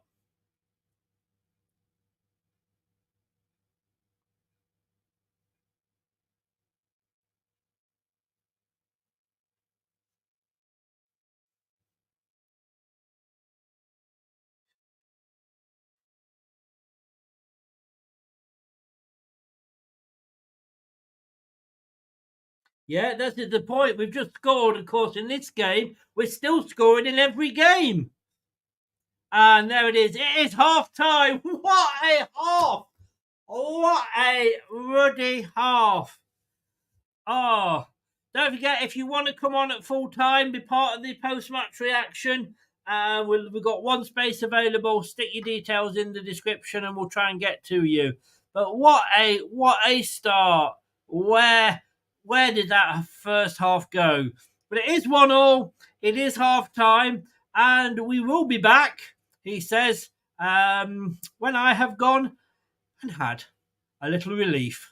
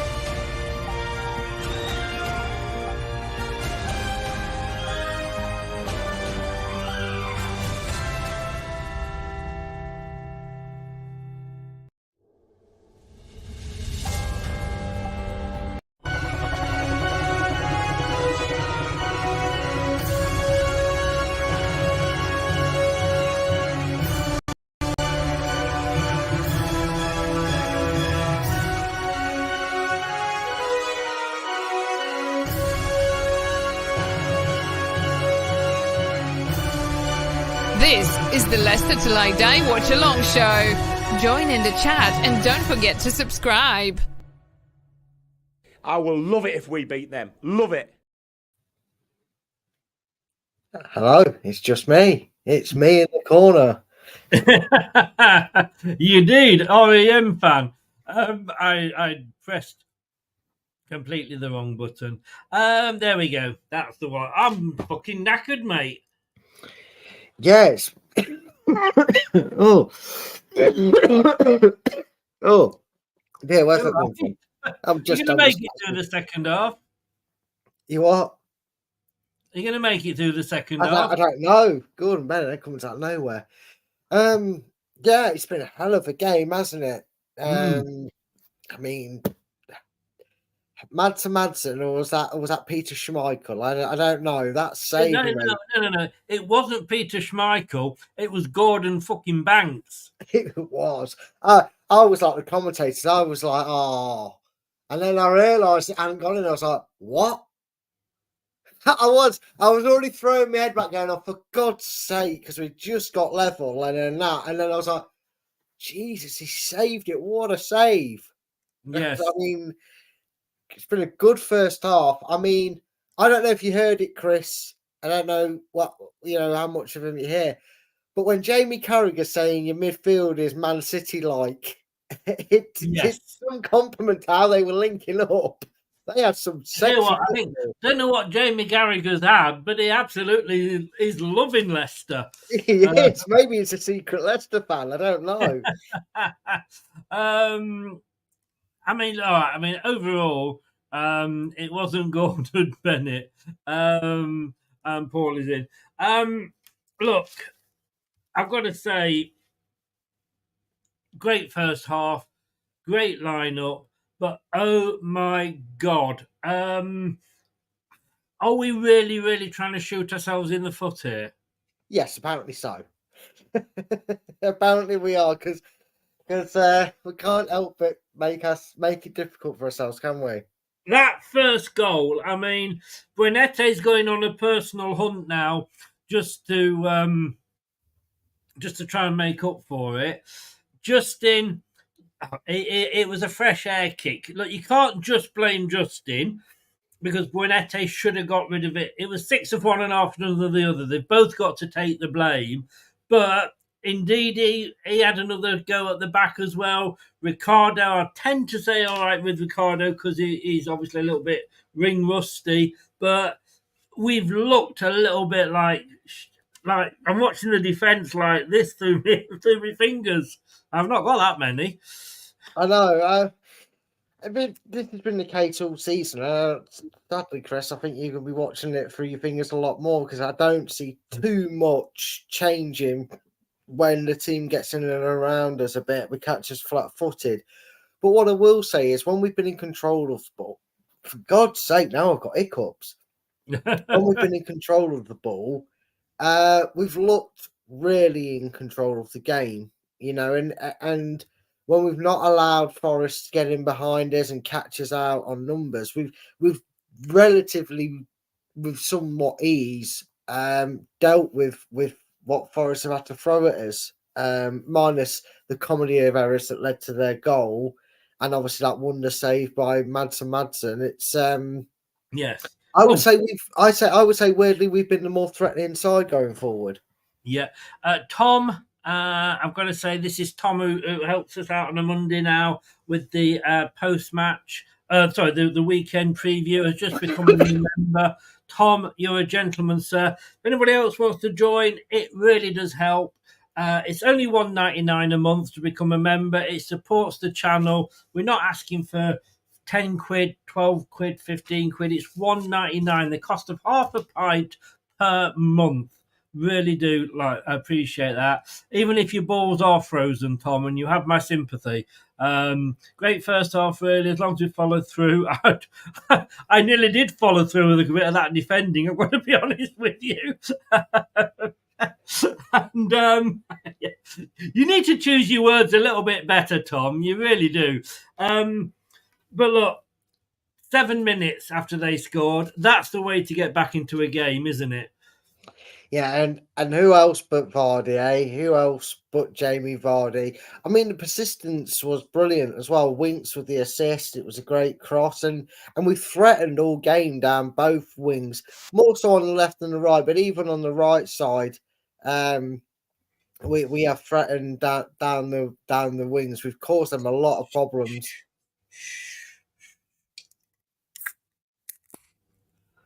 Is I there a thought you better sound? Well, I don't know. I thought you'd given up on trying to get Thatcher's in on the sponsorship. What's turned you back round?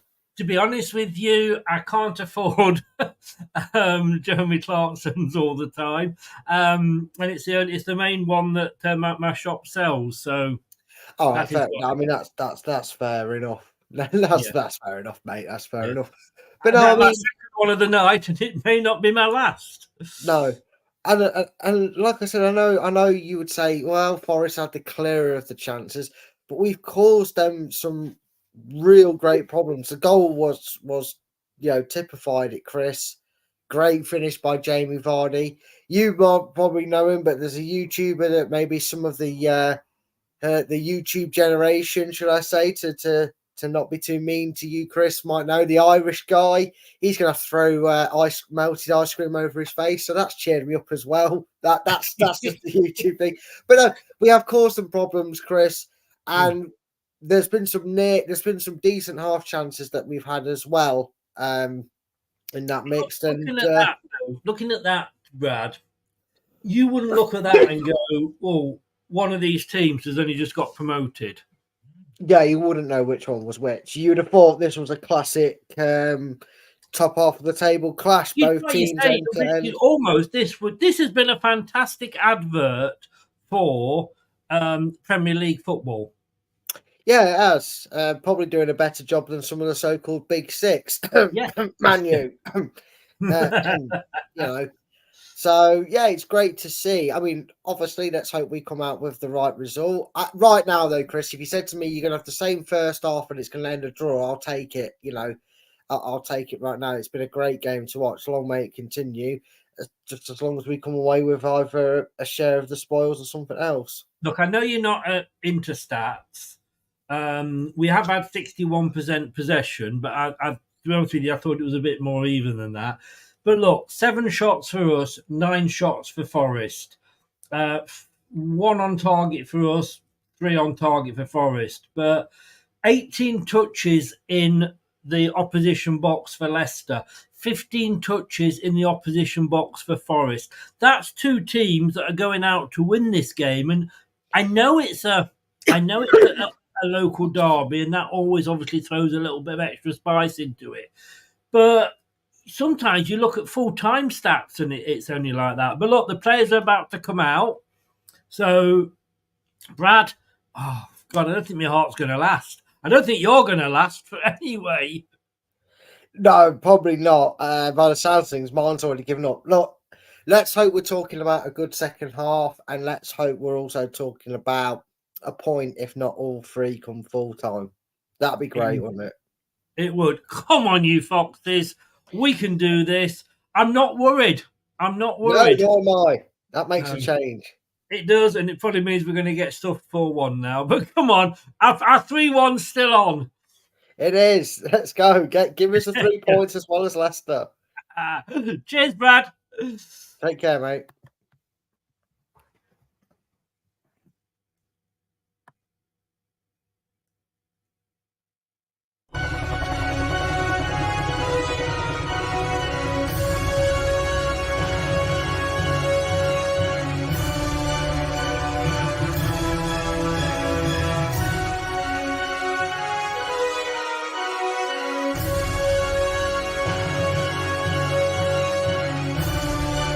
This is the Leicester Till I Die Watchalong show. Join in the chat and don't forget to subscribe. I will love it if we beat them. Love it. We're about to get the second half underway. Cody was just talking there to Steve Cooper, and we're underway. So Leicester City in all blue, kicking towards, as they love to do in the second half, kicking towards the Kop. All blue shirt, shorts, and socks, Forest red shirts, white shorts, red socks. Like Jamie Carragher there said, it's been end to end. It really, really has. Let's hope for a second half that's just as exciting.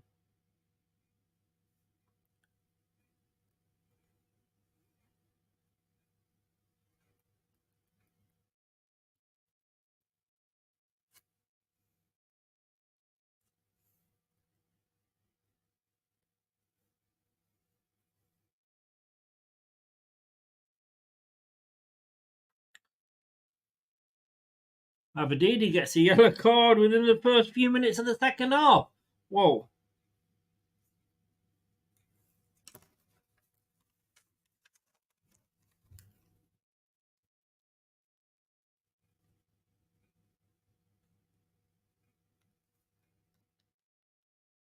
So Forest come away down the far side.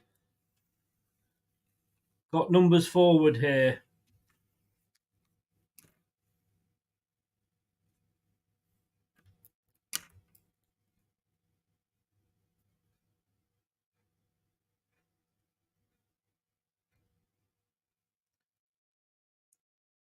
Be careful here, Leicester. 2-1 Forest. Chris Wood. Didn't you just know it?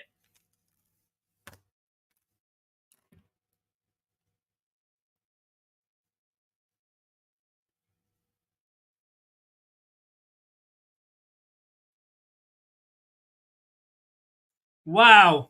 Straight from the kickoff.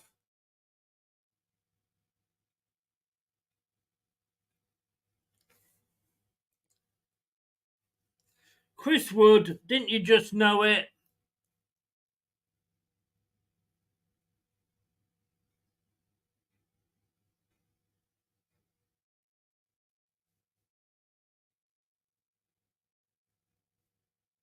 Winks and Fatawu not communicating there.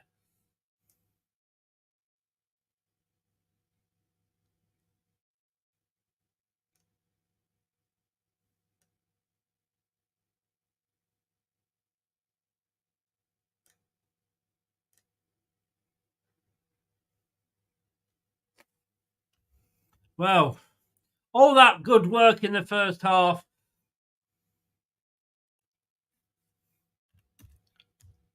just been given away.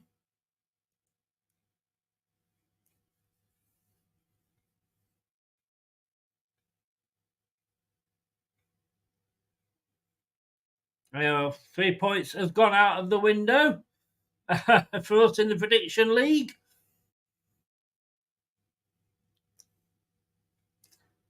60% of the team goals have been scored by Chris Wood.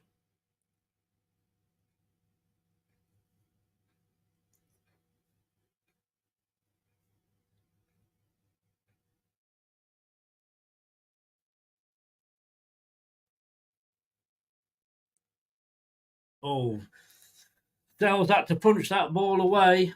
Can Leicester get just another quick reply? Fatawu takes the throw in. Back on the halfway line. All that good work.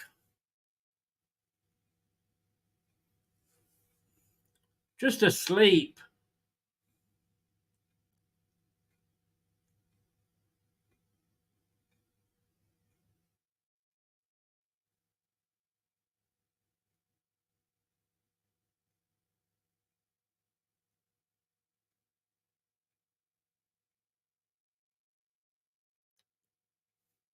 I'm just.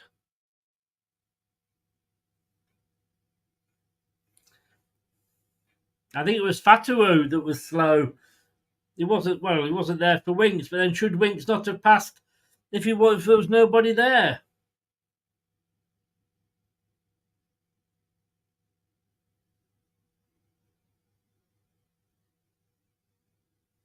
Oh, it's going to be a penalty! Penalty, surely!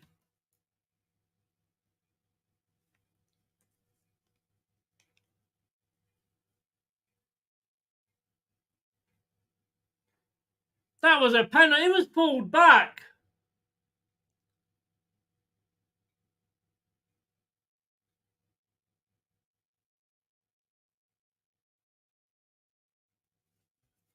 VAR have cleared it.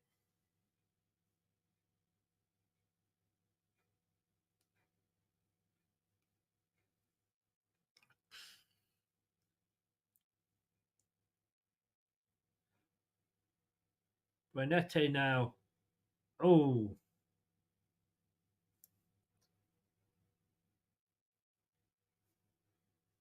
I want to see that penalty claim. Let's have a look. Here it comes.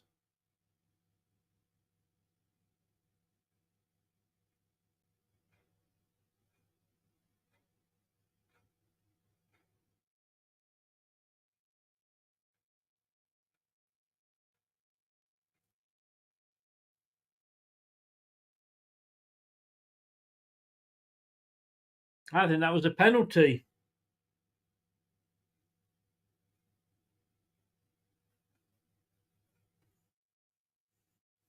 Forest literally get away with cheating there.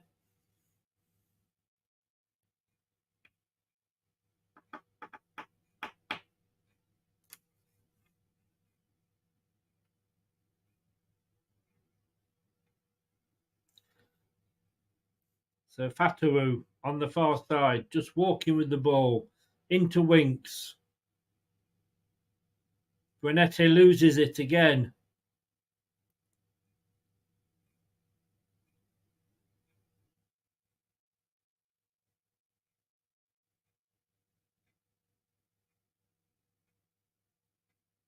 Renette steals it away. And he gets the foul.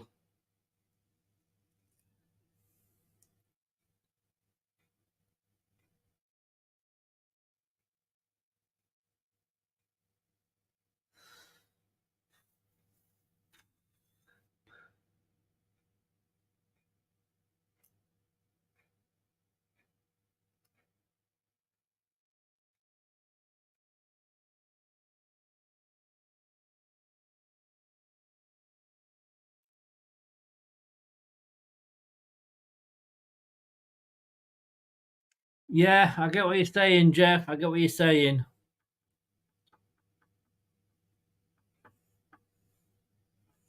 Nuno just getting back to his seat.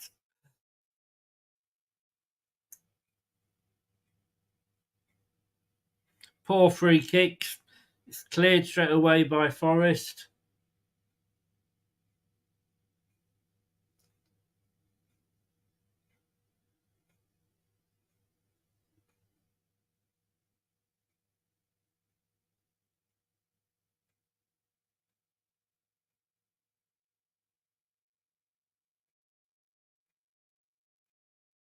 Free kick to Forest. I do honestly feel like I've just been winded.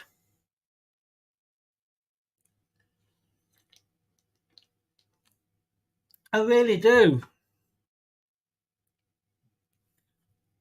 I agree with you, Jeff. I really do. But I just feel gutted.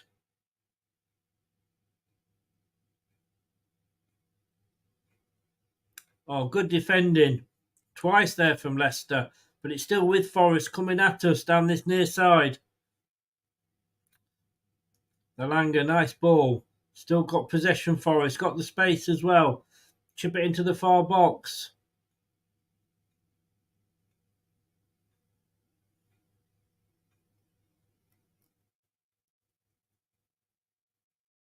All the way through, and that'll be out for a goal kick to Leicester.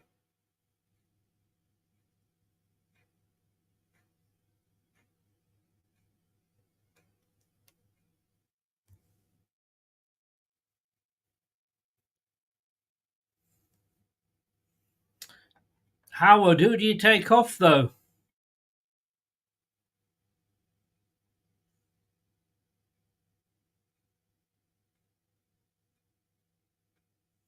Forest coming away down the far side. Looking dangerous every time they come forward. And they hit the post! Oh. Forest hit the post.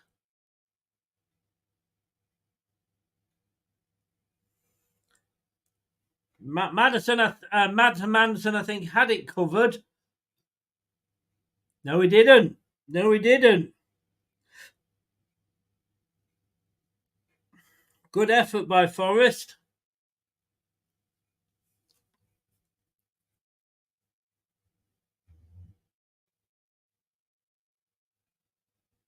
Poor ball by Leicester, out for a Forest 3 kick. I'm not going down with you on Curry night. Yeah, Forest fans jumping up and down. Guy waving his crutches in the air. Fair play to him. It's been a good game, I've got to say.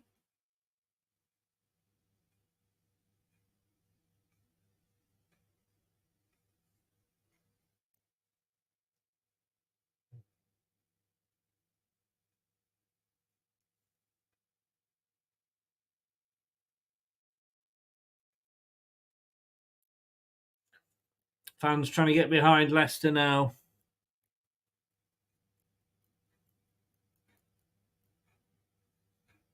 Winks going forward. Out to Mavadidi on this near side. Chips it into the box on the far side, but it's headed clear. There was a player coming in on the far side.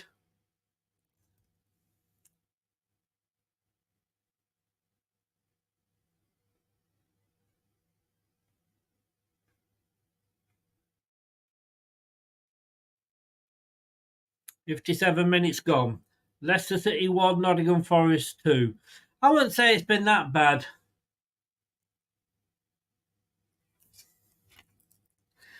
Leicester City have scored the most Premier League goals in the second half.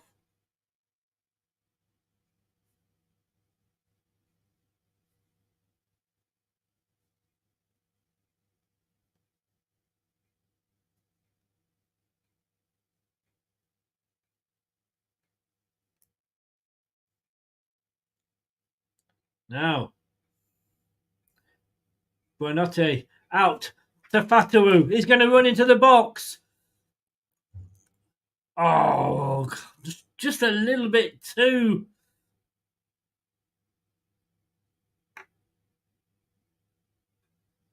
Oh, it was unlucky for Leicester there. Who's this going to be a booking for? Winks? Is that a booking?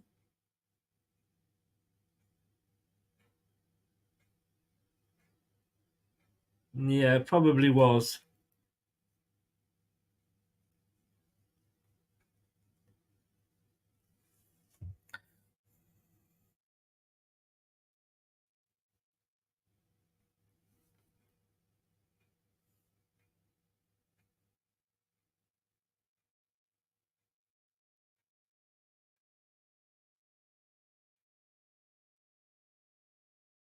So free kick. It's a long one for Forest.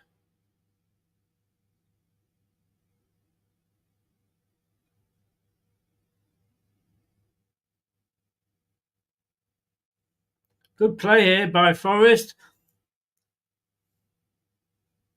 It was clear on this side. He's gone down, but referee's not having any of it. But Forest still have the ball. Now it's gone onto the far side. Player's got up, realising he's not going to get anything. Headed clear by a Coley. But only as far as a Forest player again.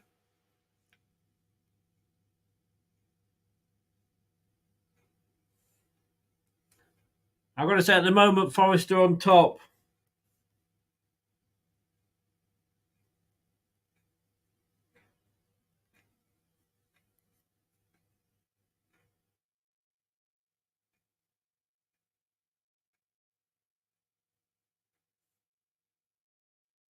Been up to 60 minutes.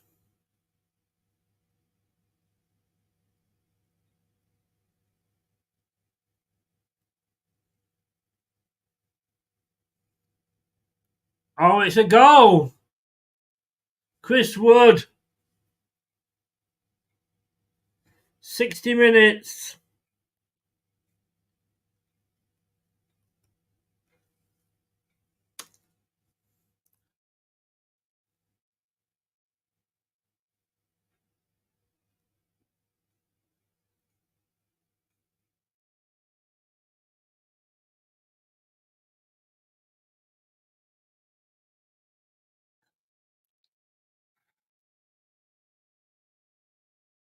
There was a long ball forward from the goalkeeper.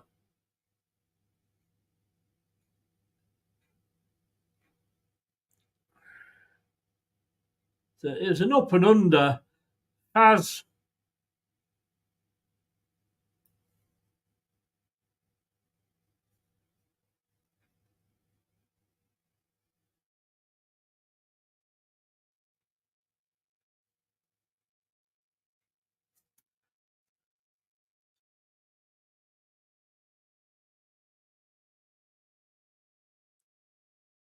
well,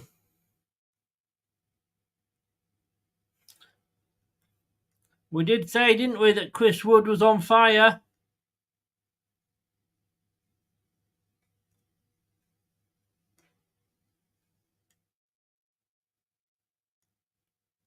Joint second, top goal scorer in Premier League for Nottingham Forest. And I have to say, they've come out this half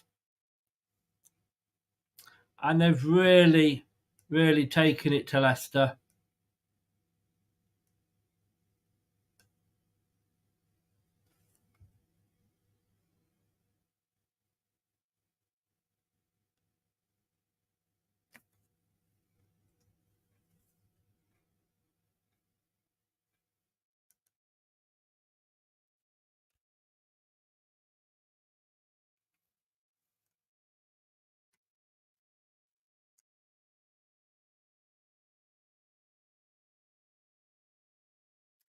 It is a mountain to climb, but Southampton was a mountain to climb.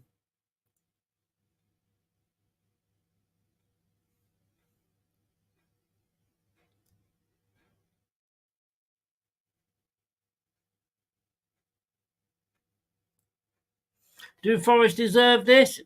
Yes. I've got to say they do.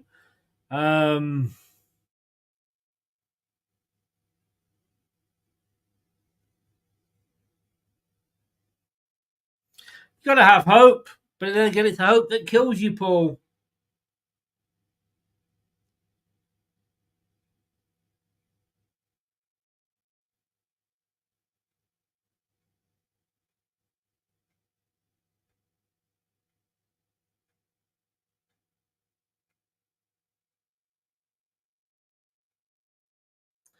So, Coley, Ndidi, Winks now on the ball. 63 minutes gone. Batu on the far side. Brenotti again. He just runs into him. I think Brenotti has to come off. I think he's trying too hard. Woods. Well out of his goal there, Mads.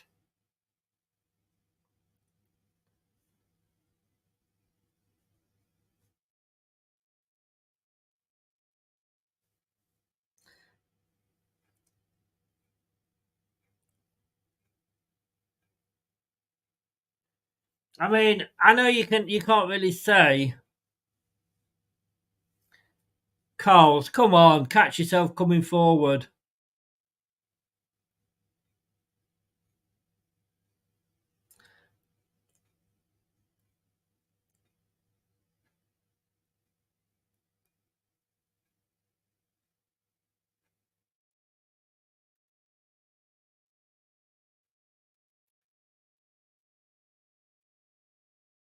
Yeah, we can't start calling Cooper now. Come on.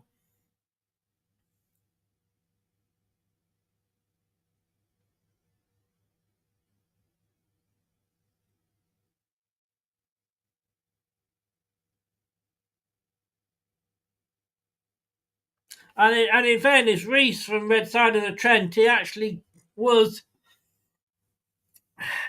He was saying that Woods under Nuno is a different player to Woods under Cooper. Cooper couldn't get a tune out of him, but Nuno obviously is doing.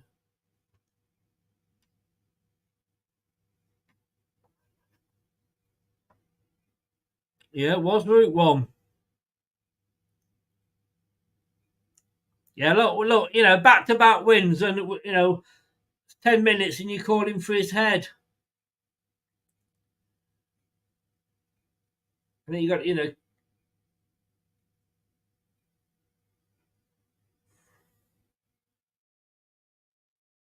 starting to get a little bit frustrated, the Leicester players.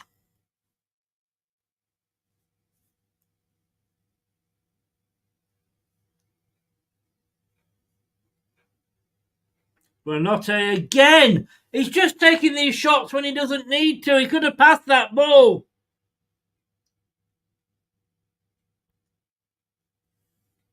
You watch, I'm saying this, I'll go and score now. You've got to give him till Christmas.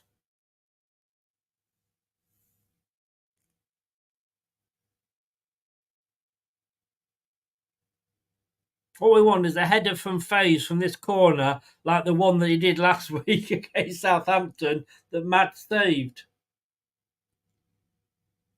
Short corner.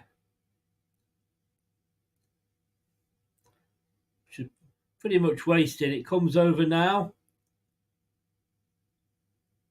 We're not in, but it was an easy catch for the goalkeeper. He wanted to get rid of it quickly, but he's not been allowed to. He's not very happy himself there. And a subs for Leicester.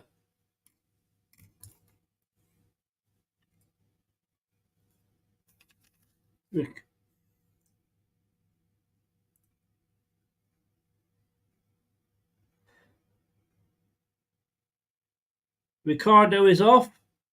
El Canoose is on.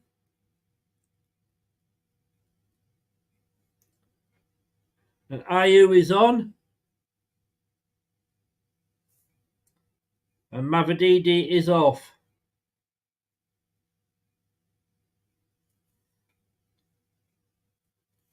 So Ricardo and Mavididi off. El Canoose and Ayew are on. Yeah, indeed, Luke. Indeed.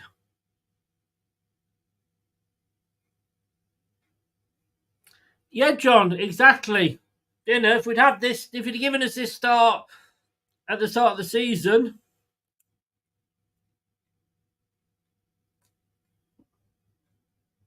let's face it, would have picked your hand off.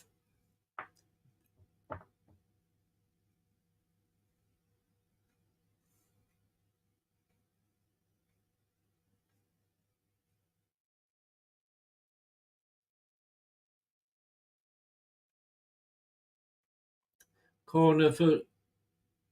Oh, my God! How did he miss that?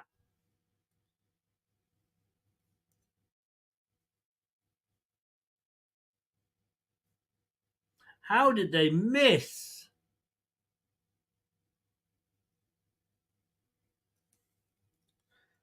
That should have been 4-1 Forest, game over, good night. They have, Tony, but it's taken 2 players to do that.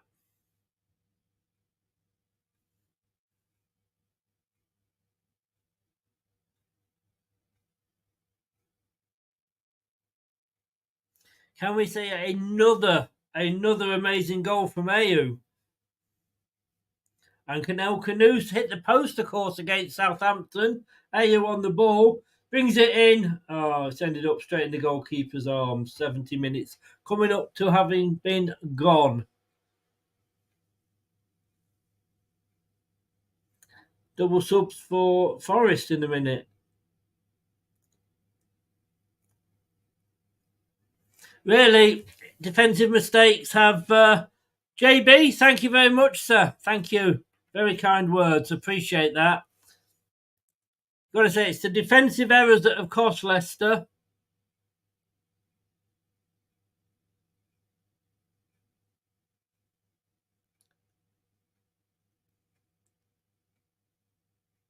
Leicester, though, coming forward. Justin.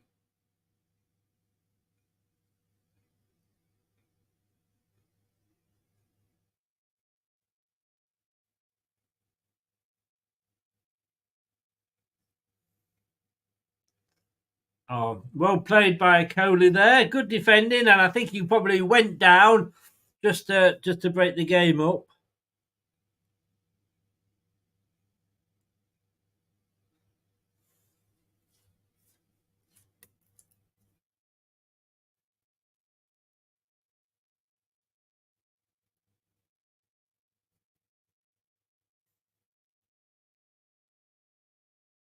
So a couple of changes for Forest. Please take Chris Wood off.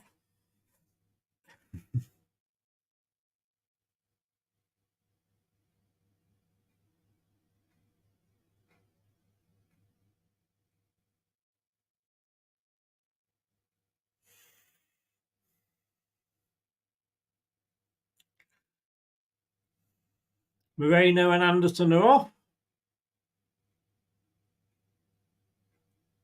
71 minutes gone. So Anderson and Moreno off. Williams and Morato are on.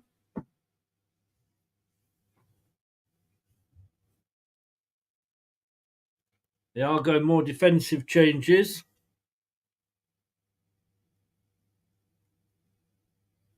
Want to hold on to what they've got, which you can understand. At the moment, Nottingham Forest are up to 5th with this. Obviously, they've played a game more. Spurs, Chelsea and Brighton could all go above them if they win. But that would still leave Forest in 8th place. So at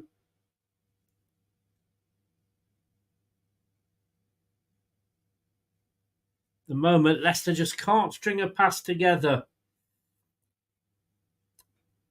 Normally, of course, we've started badly and come on strong. This day, it's the opposite way round.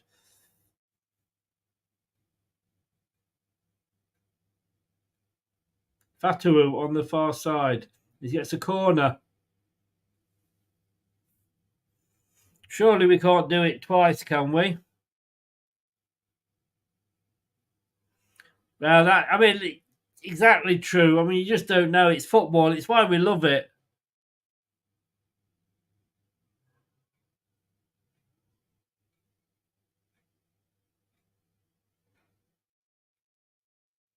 Rinks with the corner. 73 minutes, not 90 odd this time. In it comes. It's a high one.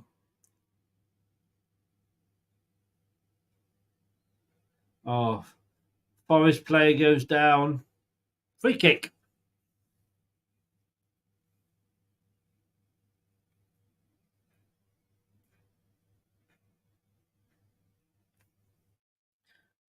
Indeed, he is off.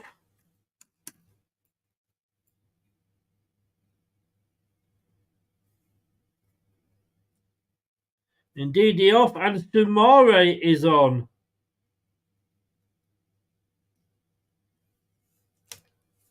Another couple of changes coming for Forest in a minute. That's an odd one, Sumare coming on. I'm not going to lie. Anybody understand that?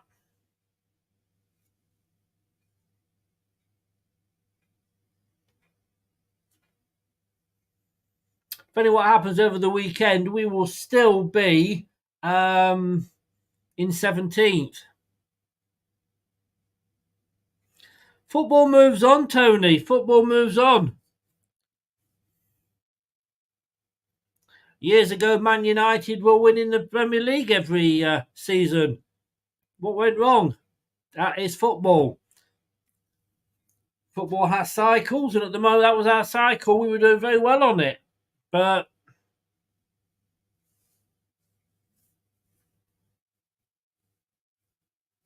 I know, Wayne. Explain that one to me in the post-match. 51 of you in, please sub. How many subs have we got, anybody?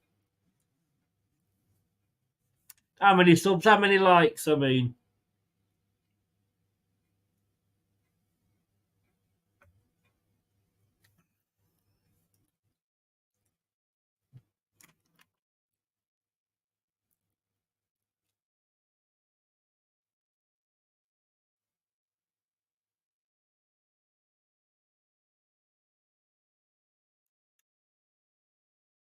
The door is off. Thank you, Jeff. 45 subs. Come on, guys. We need to get it to 50. If you haven't subbed, why not?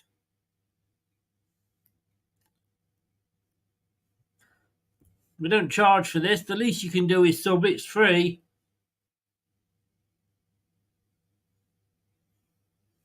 If you haven't subbed, why haven't you subbed? Sorry, if you haven't smashed the like buttons, why haven't you smashed the likes button?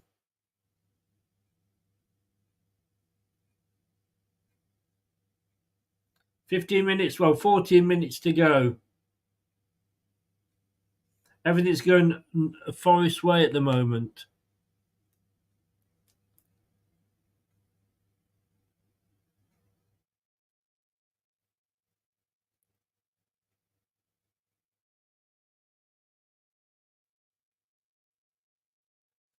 Wow, could have been a fourth goal there again, but Leicester hoping to break now on the far side. El Canoes.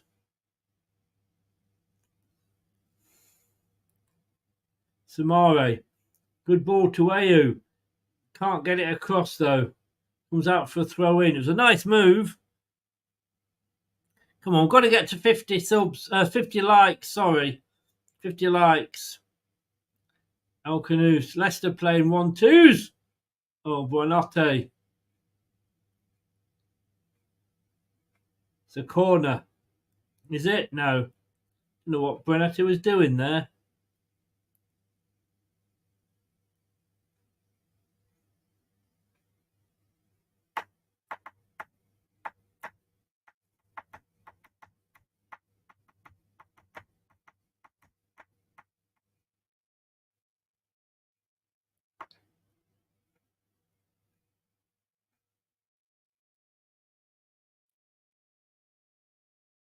Oh, good defending from FaZe that time.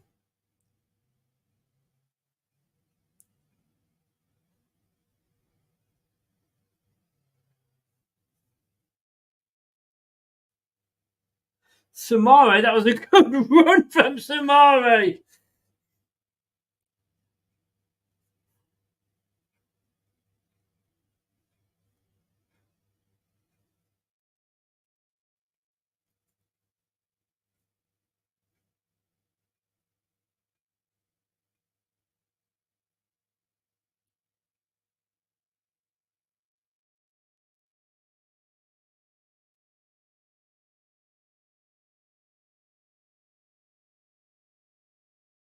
Still looking a bit open at the moment.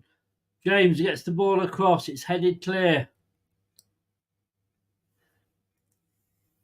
12 minutes to go.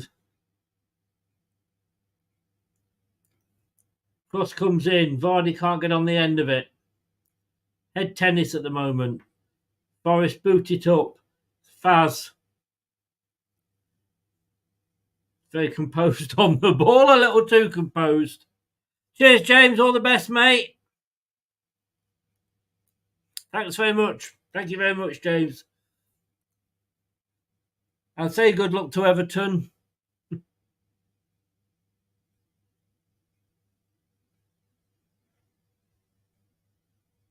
Again, just trying that little 1-2 and it doesn't work.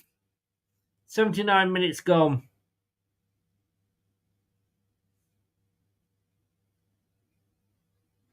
FaZe again getting the tackling. Don't forget, 6:35 tomorrow, everybody. Talk Sport 1.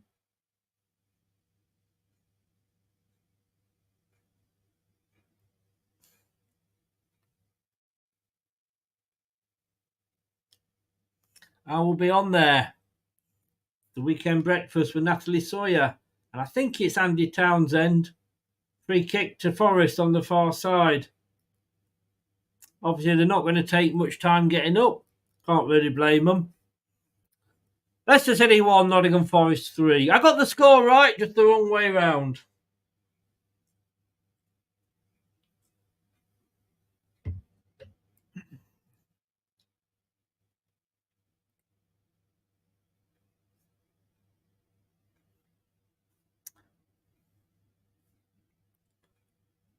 So the fifth sub here.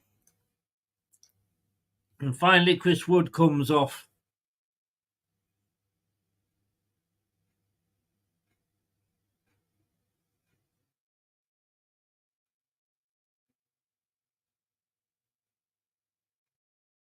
Got to say, he took his second goal really well. Faze, don't know what he was doing, but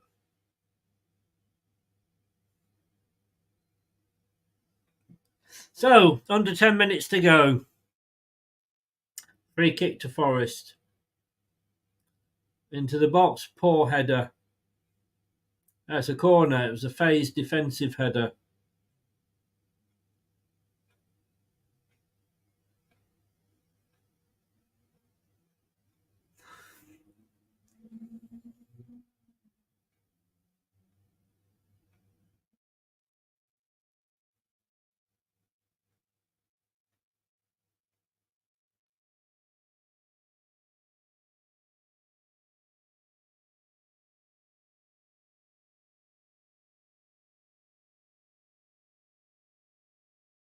Leicester's struggling with this ball and have given it away.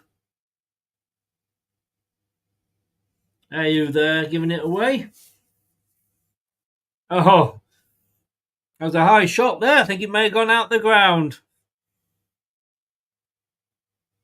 Are we anywhere near the 50 likes yet, everybody?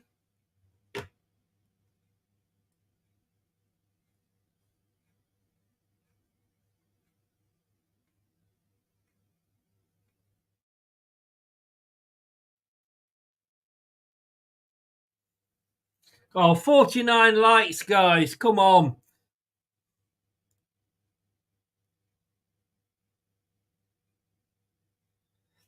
Yeah, it will, Jeff. Yes, it will.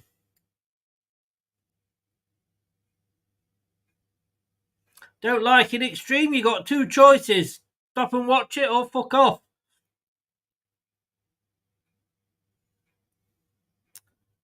So Fatawu coming forward now.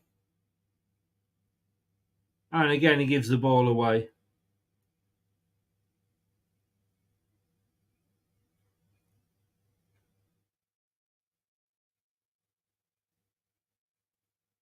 Stream gamer or extreme wanker?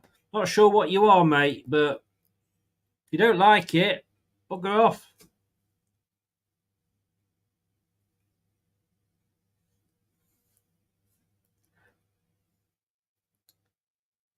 Ten shots in this second half for Leicester, 18 for Forest. Up to nice 5th place. No, we played worse, Paul.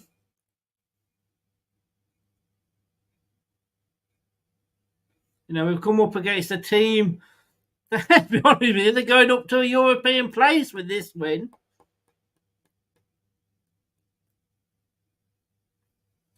Nuno's been, it says he had half a season last year.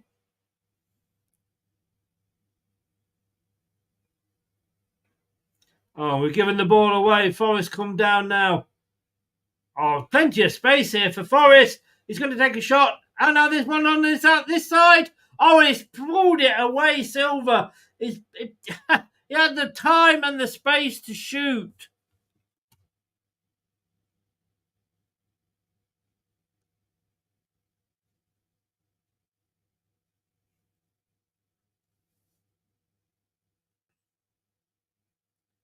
Forest could get a 4th here if Leicester are not careful.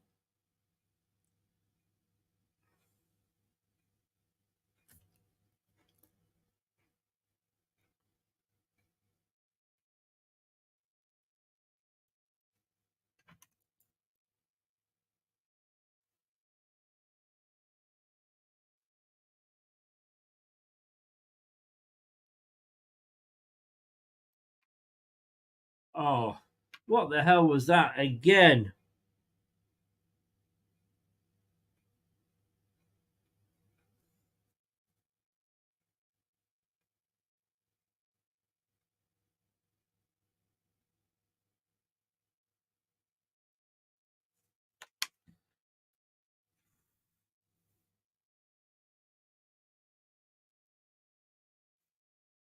Thank you. Well done, everybody. 51 likes. Thank you very much. Look, hey, Luke, enjoy it, mate. Enjoy it.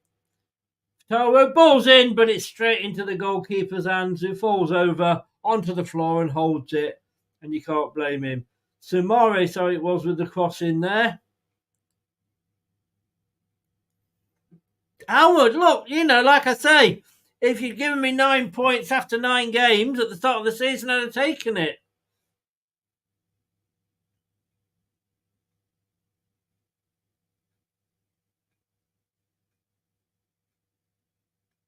Leicester lose the ball again. We're just trying to do too much.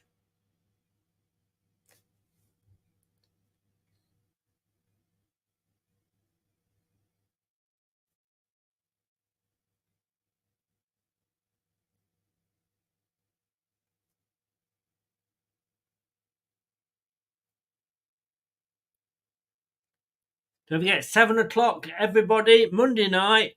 It's the weekend roundup with myself and Tom, possibly Brad.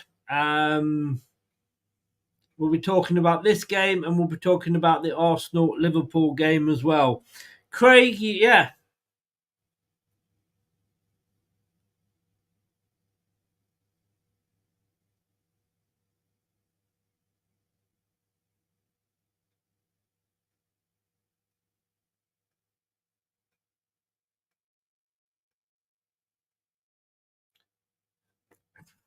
He doesn't give one free kick and then he gives another free kick.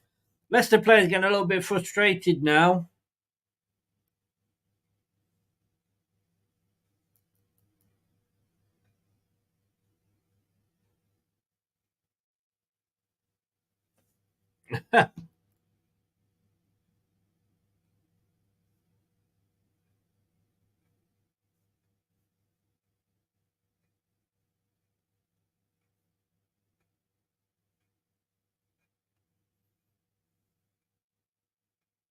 Well, let's be honest with you. If this was Chelsea who were in 5th place,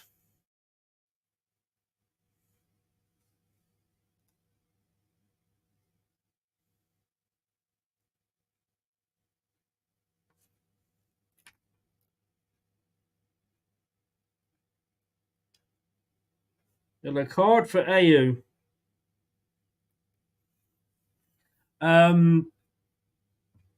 This was, like I said, Chelsea, and we were losing. It's Forest, so it hurts a little bit more, but Forest are where they are, and they're a good team at the moment. Free kick to Forest. 4th goal would probably be a little bit unfair.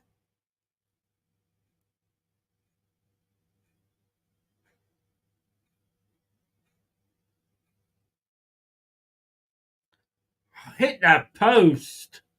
Oh my bloody hell.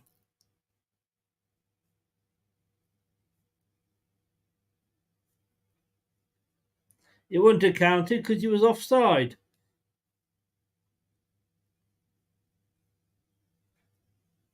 Forrester coming away again.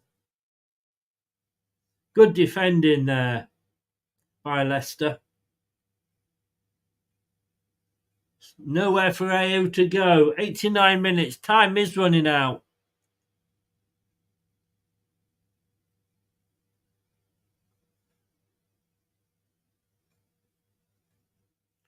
Fataru got 2 on him. Out for a corner. We know what Leicester do with late corners.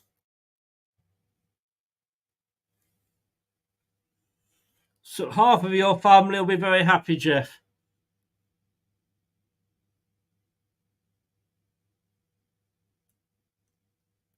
Renette takes the corner. So all the way over. Vardy heads it back in, but there's nobody there. I don't know who he was heading it to. 7 minutes of added time. OMG. Don't know where that's come from. As Forrest just hit the side netting.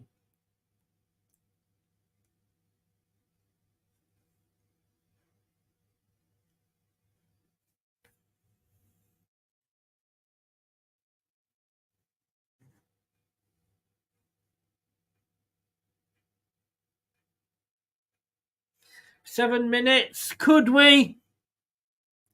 Is it possible? Cooper time.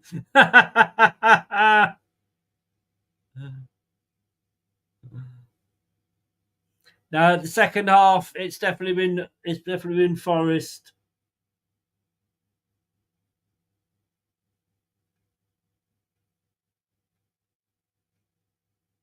Again, doesn't keep control of the ball when He plays it forward.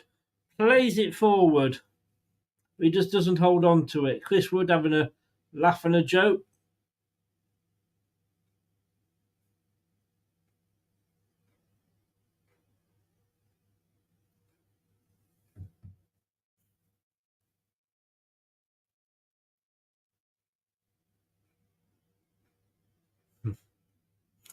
Not saying I hope they choke on it, Jeff, but the nicest possible way, you know what I mean? Ayew now. Having his shirt pulled. It's it back to James Justin. Chips it into the box, but there's just 4 all Nottingham Forest players there. I've got to say, Forest, well, I say they've defended well. They've not had an awful lot to do. Free kick for Leicester. Ayew's gone down. What did we say when we bought him? What did the Palace fans say from Eagle Eye Football? He's going to get his free kicks. He's going to hold the game up. We are back on Wednesday for the League Cup game. I think it's Wednesday.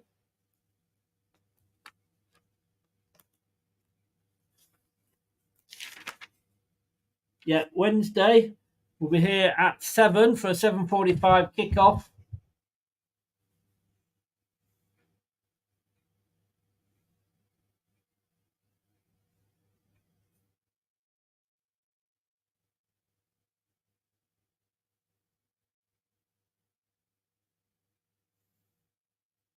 This referee. Now he's booked somebody else.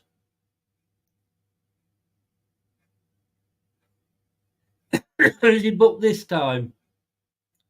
Damare.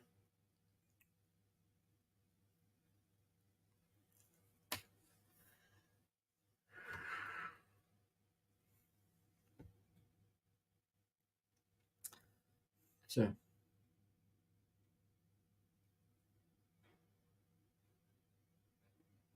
Yeah, they've stopped us playing in this second half, Forest.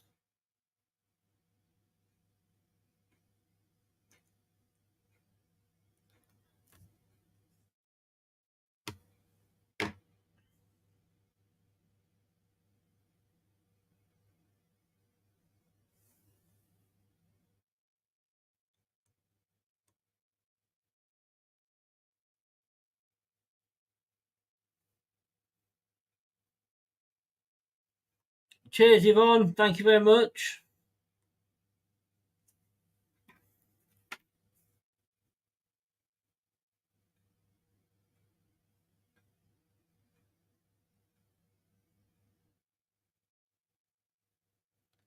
Ball wasn't controlled there by the Forest defence, but it still won't fall for Leicester.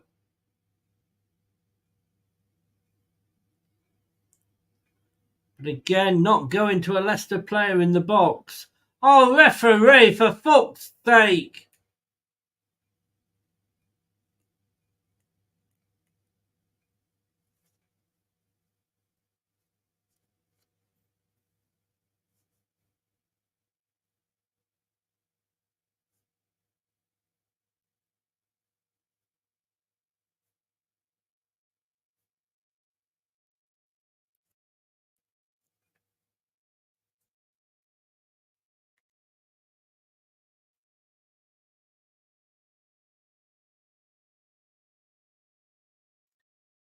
Into the last 2 minutes now.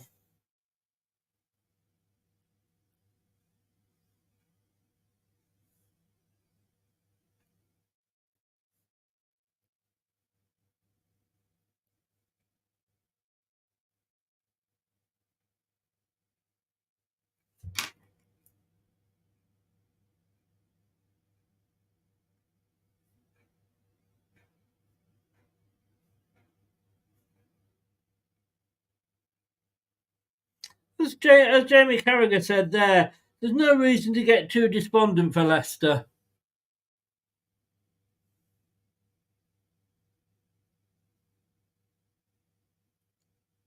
We'll try and do a watch long for every match, Joe. Well, every Leicester City match, not the Tigers, goes all the way through. This is going to end 3-1 now. Overall, Forest probably deserve it. I think it was in the first half.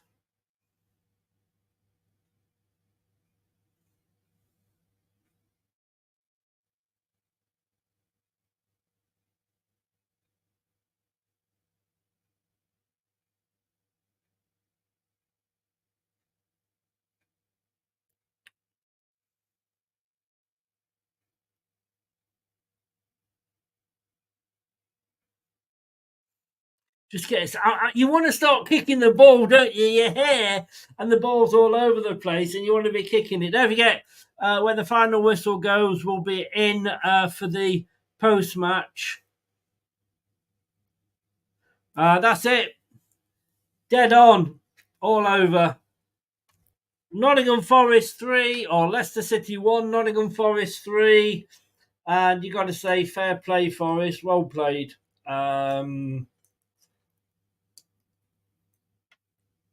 First half was a great half.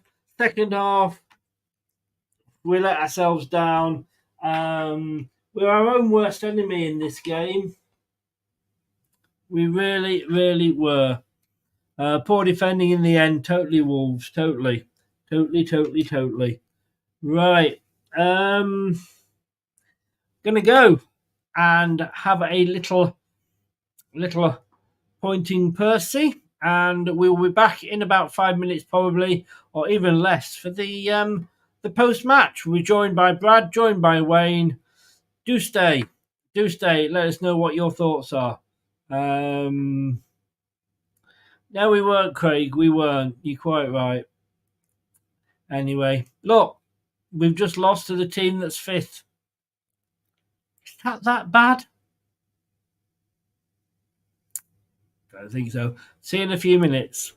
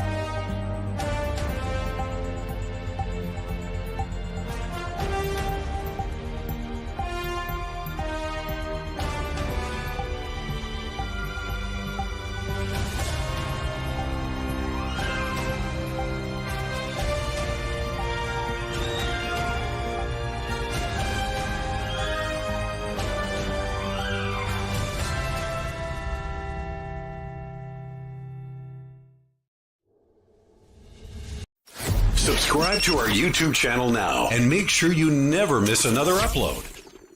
Leave a like now. Ring the bell and never miss another video.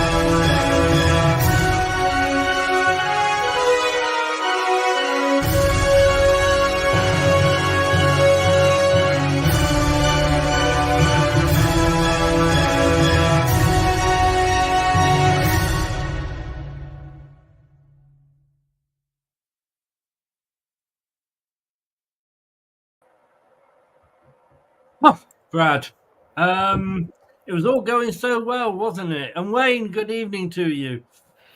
Evening, Chris. Yeah. Hi, Brad. Yeah, for 46 minutes and 32 seconds, we were in a game, and then we just completely fell apart. Completely fell apart. But, Chris, it's kind of been in the making. It's kind of been in the making, because how many times have we done a post-match this season and we've ended up having a bit of a discussion, no matter the outcome, and gone, if they'd taken the chances, it would have been a different story. Tonight, Chris Wood in particular, but Forest actually had our pants down. Didn't deserve anything else other than a defeat, I'm afraid. I'm going to have to say I probably disagree with you a little bit there. Wayne, your thoughts on the game? I think Brad's right in a lot of ways. It's a game of two halves again. I thought even when we went down, I thought we looked confident, comfortable, played the ball well. Just a couple of really silly mistakes to lose the ball. Yeah. And Chris Woods, what can you say? Yeah, it was always going to come back and score against us, wasn't he? Look, 3-1. I'm just going to actually very, very quickly. I'm going to have a look at the table, because we've just played and lost to a team that's finished. That is currently sat in 5th position. So this is a Europa League placed team. Let me stick with you, Wayne. Now, let me come to you, Brad, in fairness. If we'd lost that game to Brighton or Chelsea,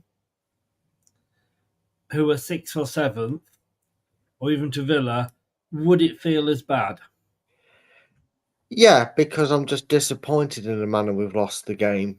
We've lost games this season, and we've kind of had to put our hands up against Fulham, admittedly, but we've lost games this season and gone, oh, you know what, there was something there, and maybe we were better off being a second half team, because we were a first half team in this game, and we were a poor second half team in this game. And look, that is credit to Forest having a really good season. They absolutely schooled us in the arts of tactics and how to go about it.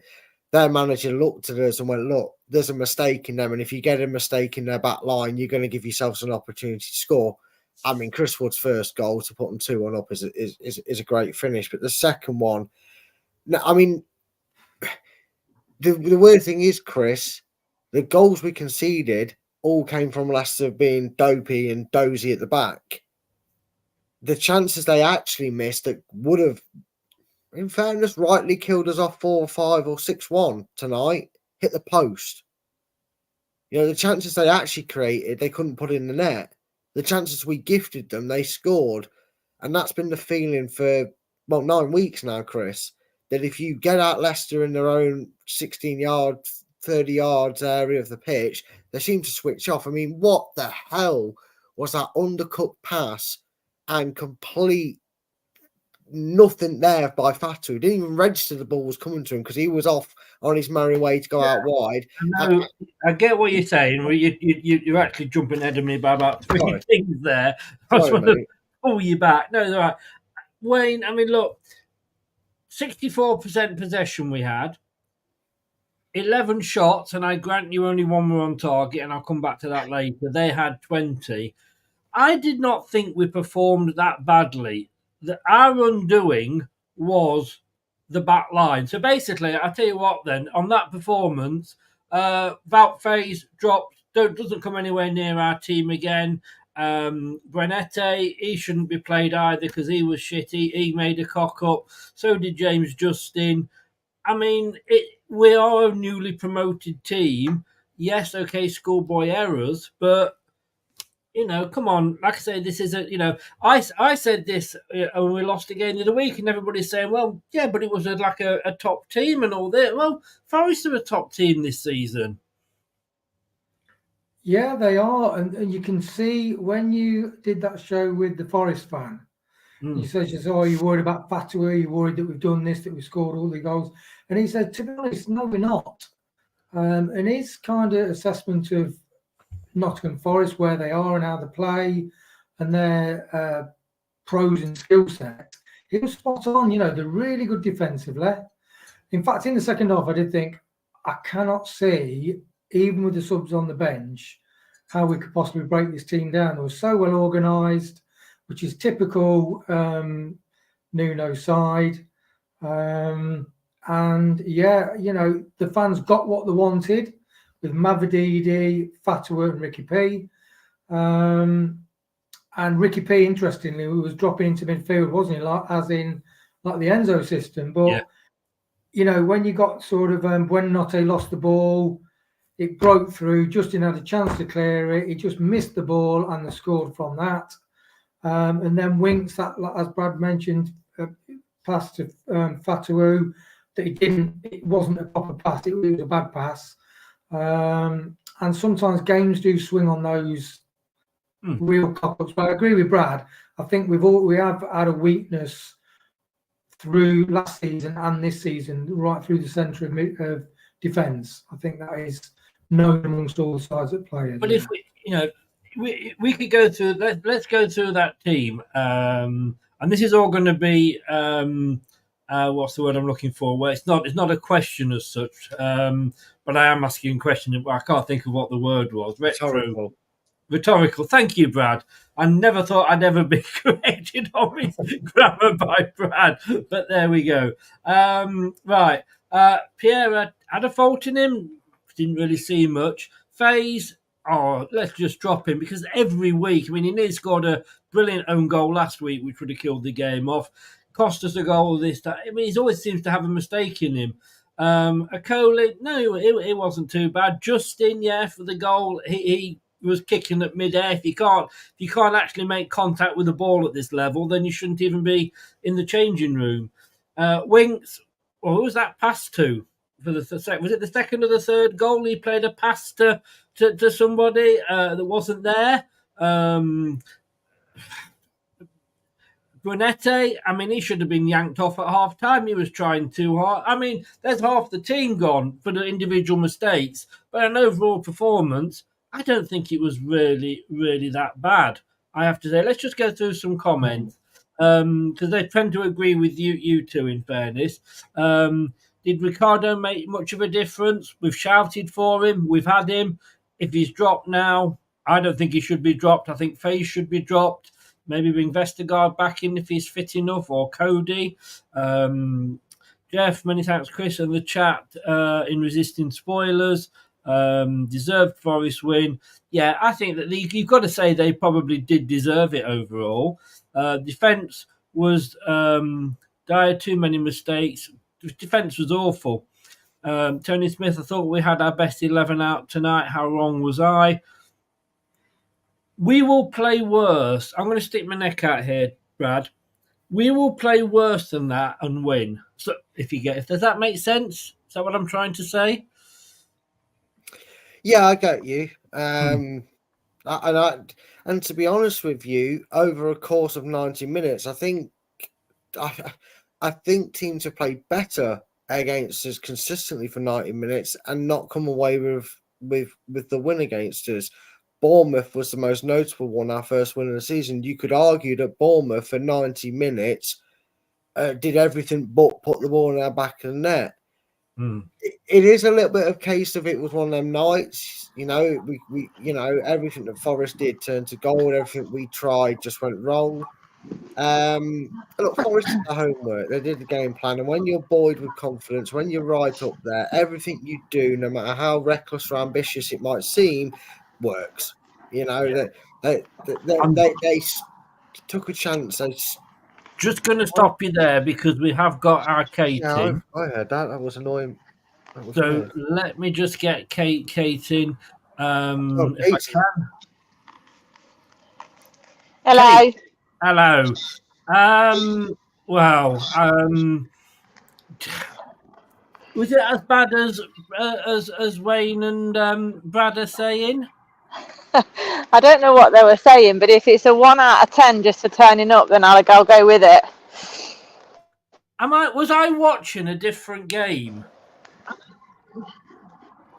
Oh my! Because What do you mean? I didn't think we were that bad.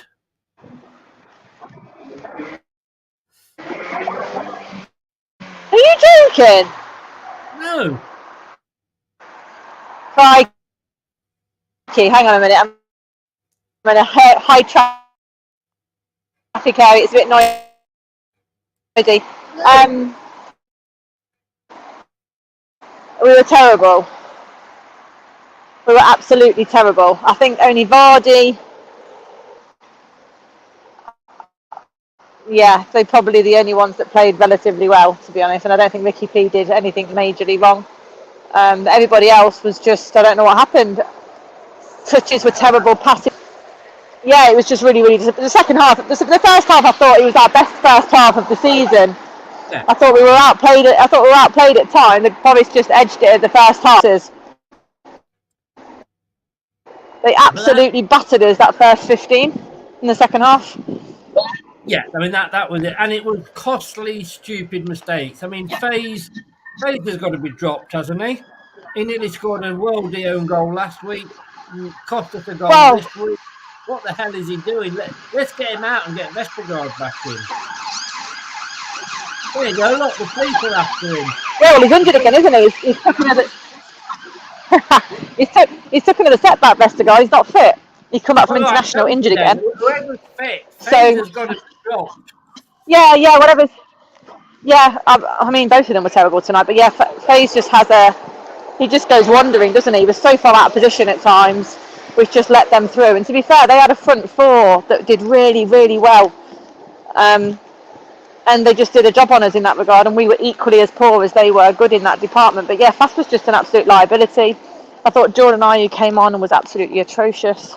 You think Fast was bad?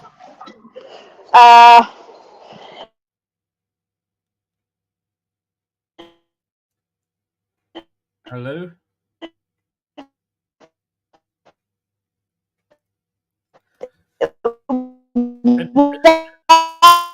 I'm not. Are you singing to us, Kate? You're not getting your Kate. What I've said to you before about why Fatu shouldn't start Sorry, was Kate. resonated. We didn't get any of that at all. You were frozen. She has gone frozen again. Let it go. Let it go. Kate, I'm trying. I tell you what, Kate, when you get back to the car, come back in. Maybe you'll get a better signal at the car. And if you can talk to us then, try and come back in. But you are frozen at the moment. Let me bring people back in. I think you can definitely say we've lost Kate there. Right, look, Wayne. I mean, if that is our best 11 and this is how everybody feels, we might as well give up and go home now, shouldn't we? Let's just take relegation. It'd be less stressful, wouldn't it? Yeah. Look, we all said we'd take 17th. We all got quite excited. Well, very excited after 2 wins and thinking if we do 3 straight wins, we could be mid-table and a third of the points tally that we need. But it just show you that we have played some good teams in Fulham, etc. And Forest are a good side. And in the Premiership, you know, most of the wins and losses come in your penalty box. And we were poor in that area. And Forest were very good defensively. And Chris Woods, I mean, that first spinning shot, goodness me. And even though Faz made the mistake, and what's the one place you don't want to head it when you're running back towards goal, when you've got Chris Woods on your shoulder, Faz headed it exactly to the place, and Woods gambled and he headed the ball in, and that's, you know, Chris Woods, you've got to say, wow, 2 brilliant goals. Yeah. I'm going to try to see if we can get her back in. Are you there, Kate? I'm here. Can you hear me? We can now. Yes, you were doing a bit of a DJ before, mixing everything up. Sorry, I don't know why that happened. That's all right. Look, we've got the guys in as well here now. Yeah. Like I said, to me, I think we all could play worse than that and win. I just didn't think overall. Yes, it was another tale of 2 halves, but overall, we've just played a team that have just gone up to 5th. They're in the Europa League places. Oh, didn't we know it? That's all they really sang about at the end. Yeah, and we would as well, let's be honest with you, if the roles were reversed. But I just think that's our worst. That's the most we've been overran apart from the Emirates. And that's a concern. It's Forest. I understand it at the Emirates. But this is Forest, and we got overrun that second half. The first 15 minutes after that point, we were 3-1 down. He didn't change it. He didn't act. He didn't react to the problems that were engulfing us, really. It was just a really frustrating watch. I think I left you when you asked about Fatawu, and what I was trying to say about Fatawu is that's exactly what I've been saying about not starting him, because he can be wasteful and he tries to take on the world. And that's what happened again tonight a little bit. And he just didn't go well for him tonight. But I just thought we were poor. The second half was really, really poor. That third goal was terrible. It was embarrassing. We just couldn't get a foot in the game. Second balls were terrible. Didn't help that we had Craig Pawson either, probably my least favourite referee in the land. So he wasn't doing as many favours either. But yeah, really disappointing second half, and I don't think he reacted quick enough to the problems that were engulfing the team in the first 15 minutes after half time. I'm gonna completely get everybody disagreeing with me here again. I'm going to say our worst player on that pitch tonight was Buenete. Was who, sorry? Buenete. Yeah, I wouldn't go against that.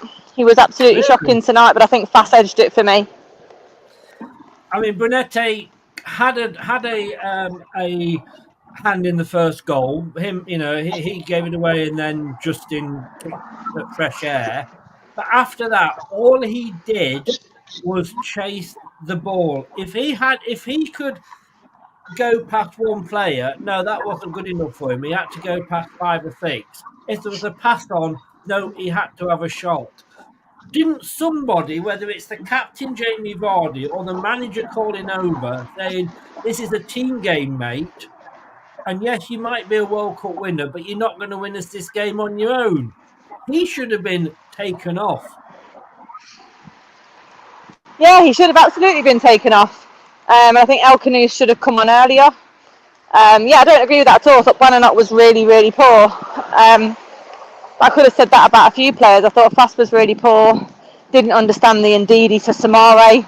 Don't even know what the answer was. The question was to create that answer. So it just all went wrong. Very limited options on the bench, though, wasn't there? True, but I would have just chucked Edouard on. What's the point in bringing Samari on when you're 3 down? Yeah, no, Just bring Edward on. It's a fair point. Kate, I'm going to dread you. I'm going to dread asking you this. Your team performance. I'm going to go for a 3. Okay. Well, look, you were there. You were there. You see more than me. And was there a man of the match? Oof, crikey. I'd probably go for Vardy because he scored a really good goal and he didn't really do a foot wrong. And to be honest, I'd have come off tonight feeling Jamie Vardy should be feeling very let down. I did feel like the team let him down tonight a bit. There wasn't anything he could do from where he was, and the only chance he had, he scored. So. Well, Kate, I will let you go. Thank you so very, very much. I'll speak to you over the weekend about shows next week. And cool. Have a safe journey back. Cheers, mate. Thanks, guys. See you soon. Okay. Bye-bye. Bye. Right, let me go back to... I wasn't ready for this. Brad, talk to me. What went wrong then? Or did anything go right? Well, I mean, the first half went right. We was in a game. We was competitive. It was end to end. And then the second half, Forest just showed their Premier League know-how. And I know we do say we've got Premier League experience in our team, but there's a bit of a difference between having Premier League experience and a bit of Premier League know-how.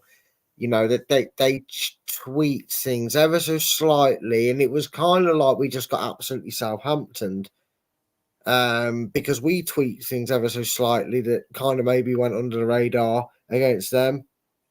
You know,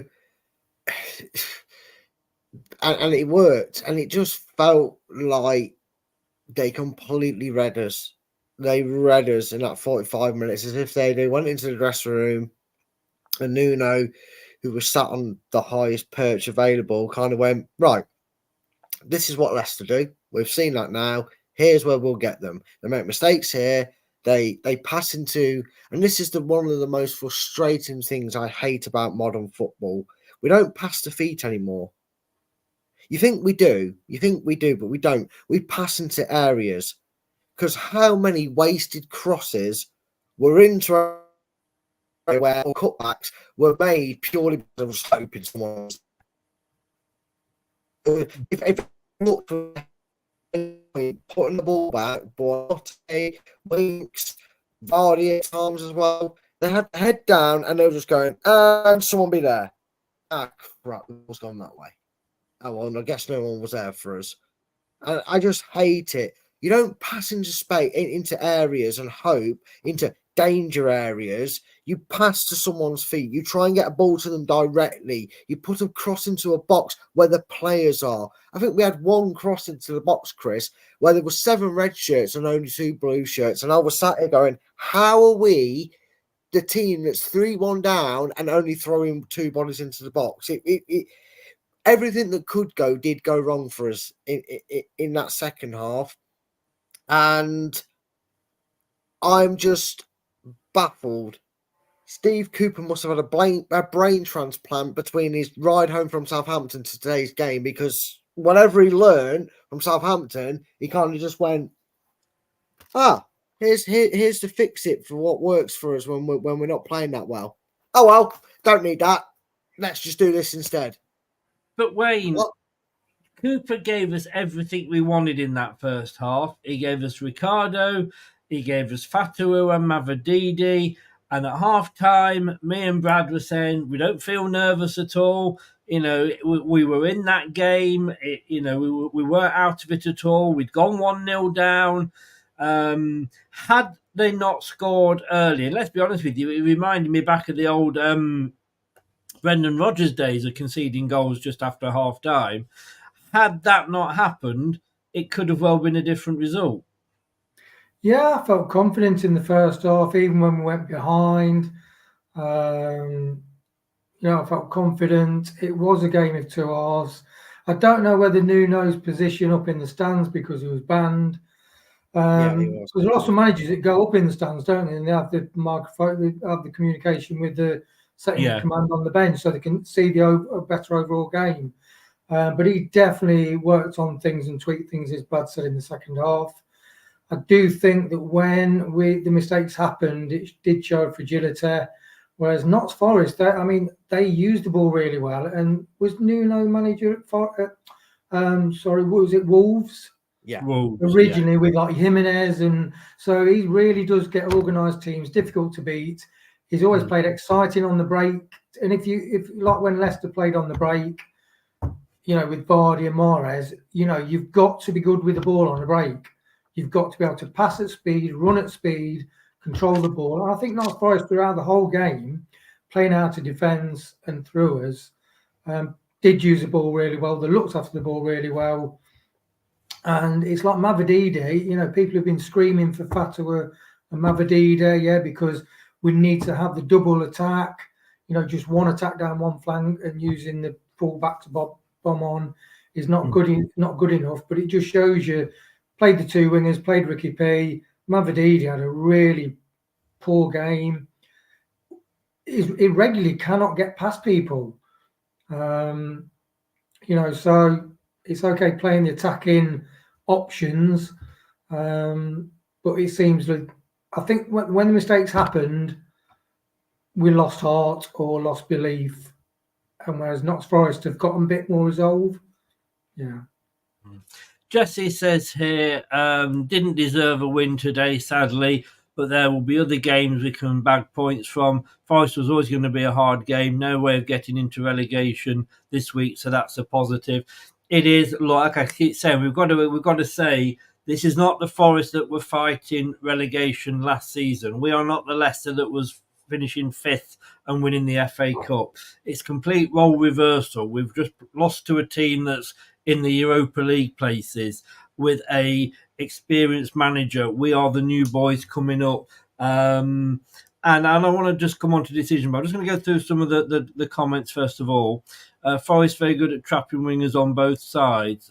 John, I'm relieved it wasn't 5 or 6-1. Forest tore us to pieces, to be fair. Yeah, I mean, again, if it wasn't for Mads, it could have been more. Entire defence in the second half so available for goals from Woody. Tony, we had our best 11 on. Bringing subs on will just weaken our team. I don't think the bench was strong enough. On paper, I expected more from that Leicester City team. Tony Smith, we had our best 11 on. I think you said that twice, mate. So good you said it twice. When we didn't get that pen, I knew this ref was the same. He's always been against us. The pen went to VAR. It wasn't a pen. Kate blames it on no. In fairness, she didn't. In fairness, she didn't have a go at Ndidi today. Brookline, Chris, we were good in the first half. Our goal was well constructed. Their goal was off an error. Second half, Chris Wood magic show, and the wingers marked out. The wingers had 2 players on them. Fatawu regularly had 2 players on him. We were dreadful second half all over the pitch. Second half, nobody looked game ready. Can't blame Cooper for playing that team. Let's be realistic. If we get 35 points, it will be a triumph. Will we do it? Yes, I think we will. 3 teams are more shit than our clowns. Cooper played his strongest team. Like I say, nobody at the start of this match would have turned around and said, that's a bad team that Cooper's put out. It's the one I've been shouting for. It's the one 90% of people have been shouting for. So maybe the players just aren't good enough. Maybe they're not as good as we think they are. Forest are nothing special. You say that, John? They're the 5th best team in the league at the moment. So you can't say that. They're a Europa League team. They are a mid-table outfit to have had a good start. That's all we can judge them on.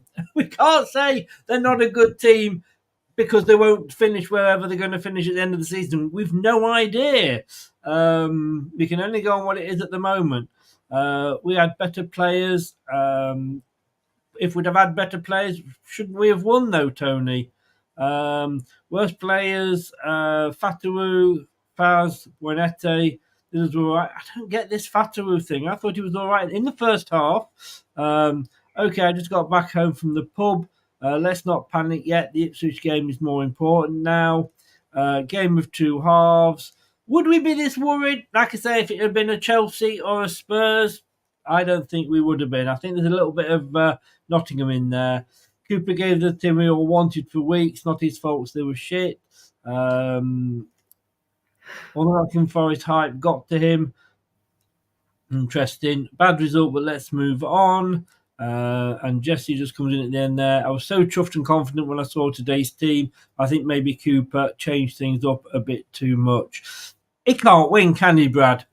He doesn't make any changes. We go mad. He changes it all up. We go mad. And I'm certainly not having to go at Jesse here. That's just us fans, isn't it? Well, A, you're never going to please every fan out there, and B, I think Kate, when she was doing her best DJ robot impression, was kind of actually airing the same points. She said about Fatawu, this is why he comes off the bench, because, we've had this problem with Mavididi, we've had this problem with Fatawu, we've had this problem with Barnes, we've had this problem.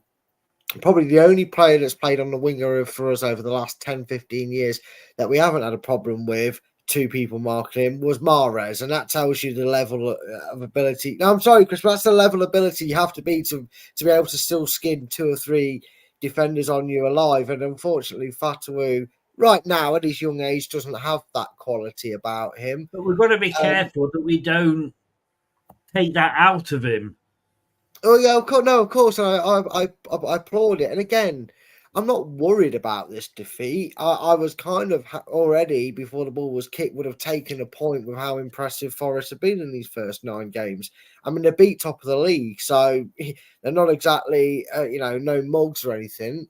And I'd be just as meh about the result had we played like this, exactly like this, against a Chelsea, a Newcastle, or a Brighton, because we've had, and again, weirdly, we've had first halves like we've had the second halves, and we've got away with coming in 1-0 down or level. This was just a game where the luck ran out on that. We have to, what we do need, and sooner rather than later, I will say this, because I have been calling the second half Leicester. Unfortunately, we weren't that today. But we do need a solid 90 performance, 90 minutes worth of it. We need to be as good as we were in that first half throughout the game, because if we sit here and go, oh, well, if we're as poor as we were in the second half, we're going to get relegated. If we play as well as we did in the first half, there's no chance we get relegated. Find the middle, lads. Find the middle as a unit and we'll be fine. Half time, Wayne. We'd had 7 shots, they'd had 9. We'd had 18 touches in the box, they'd had 15. It was 11-20, 11 shots to us, 20 to them in the second half, and 27 touches to us in their box, 31 to them. Their goalkeeper, though, and this is, I think, the telling stat, we had 1 shot on target, which was obviously the goal. Their goalkeeper did not have a shot to save. Did not have to make a save. And Brad, and if you've watched me for the last 2 or 3 seasons, know that it pisses me off when we are supposed to be a Premier League team and we can't even test their goalkeeper out.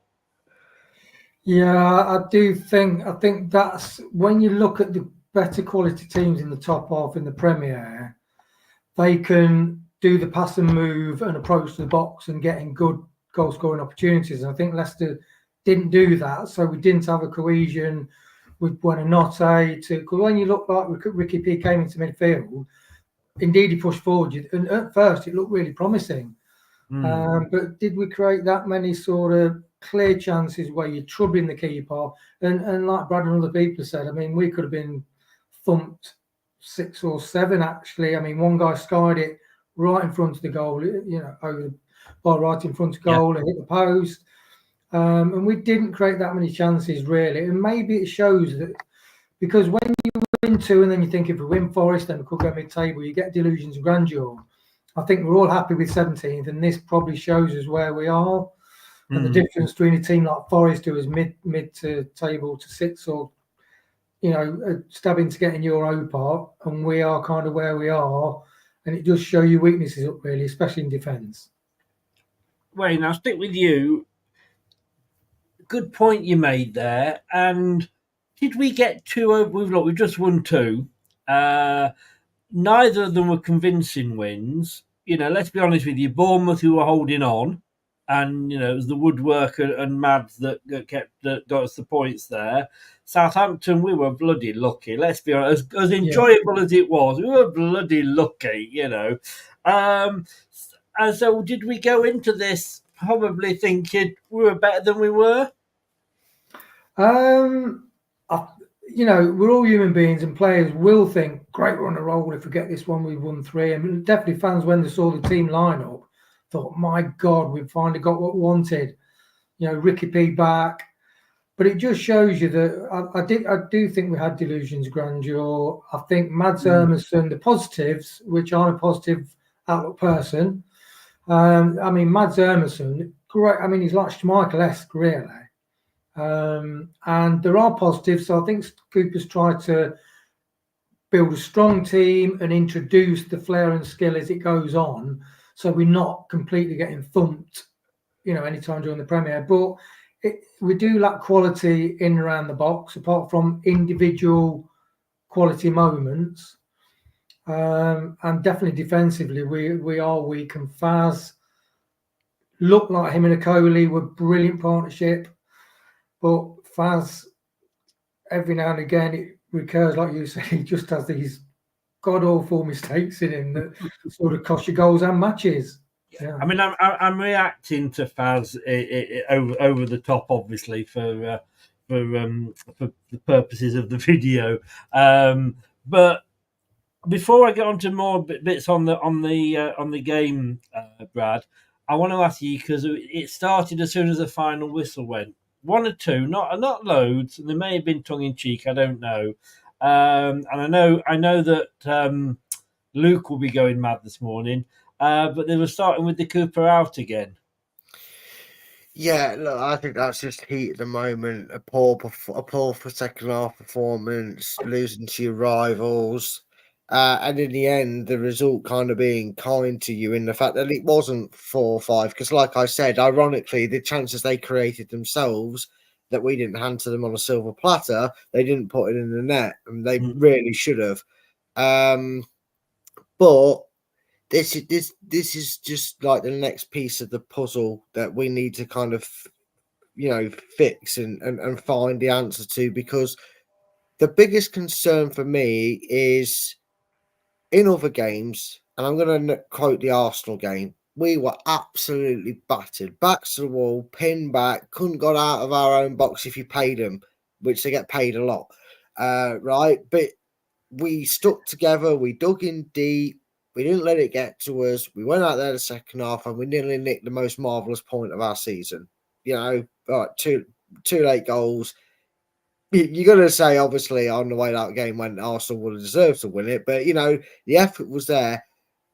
The one thing that has concerned me when it's a team that we feel like we've got a chance of beating or that we should be beating, it's the same against Everton. It was a little bit the same against Villa until Buonanotte got us that goal. Obviously, we weren't able to get anything from that game, but we just looked disconnected. We looked like a team that went from the first half, looked like they've been playing together for years, knew each other's game, knew where everybody's going to be, were stringing passes together left, right and centre and really making Forest work hard. Suddenly, it was like they must have taken a douse of amnesia, because it was like, who are you? Who are you? Who are you? I don't know who you are. I've never played with you in my life. I don't know where you're going to run to. I don't know how to pass the ball to you. But look, we all have bad days in the office. Let's just call it what it is. You call a spade when it looks like a spade. This was a bad day at the office.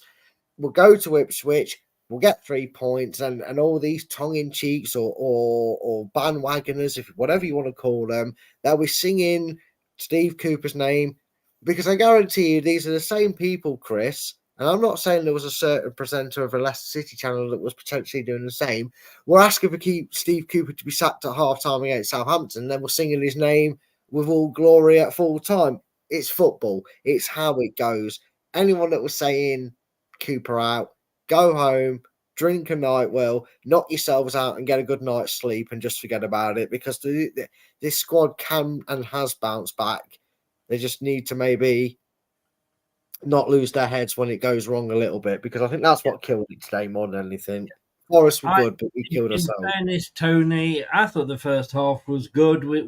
I've just quoted you the stats from the first half. Leicester City, it wasn't to be today, Wayne, but Leicester City have scored more Premier League goals in the second half this season than any other team in the division.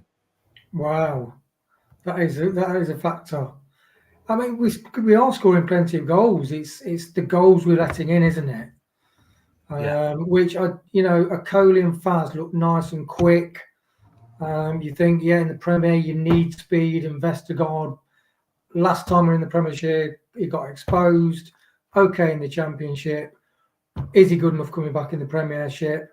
It might be that when he comes back in, he is a bit more of a steadying influence in the back, because there's definitely a weakness there, and it was still a weakness in the Championship actually. So if we could be tighter in defence, would we have drawn a couple of games that we lost and maybe won a game we drew? Most probably. It's worrying though, Brad, that we said, and I said as well, Faz and Coley are looking like a good team, and then this sort of performance happens. Are we trying to kid ourselves? If this is the best we've got, we're in trouble. See, the thing is, when it was a natural attack by Forest, and what I mean by natural attack is, they had to build it themselves. I did actually feel like FaZe and Coley dealt with the majority of it quite well. It was actually more when we were stretched or they were winning the ball in our own half. Naturally, any team would be the same, that we really struggled to cope with any pressure by Forest.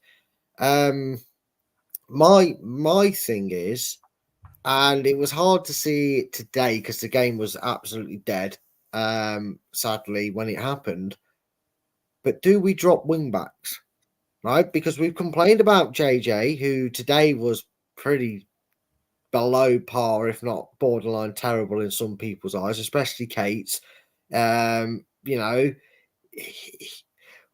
Ricky P, I'm with you, hasn't played, be a bit harsh to criticise him, but didn't have a great impact on the game. Didn't do anything wrong, mind you, but didn't have a great impact on the game.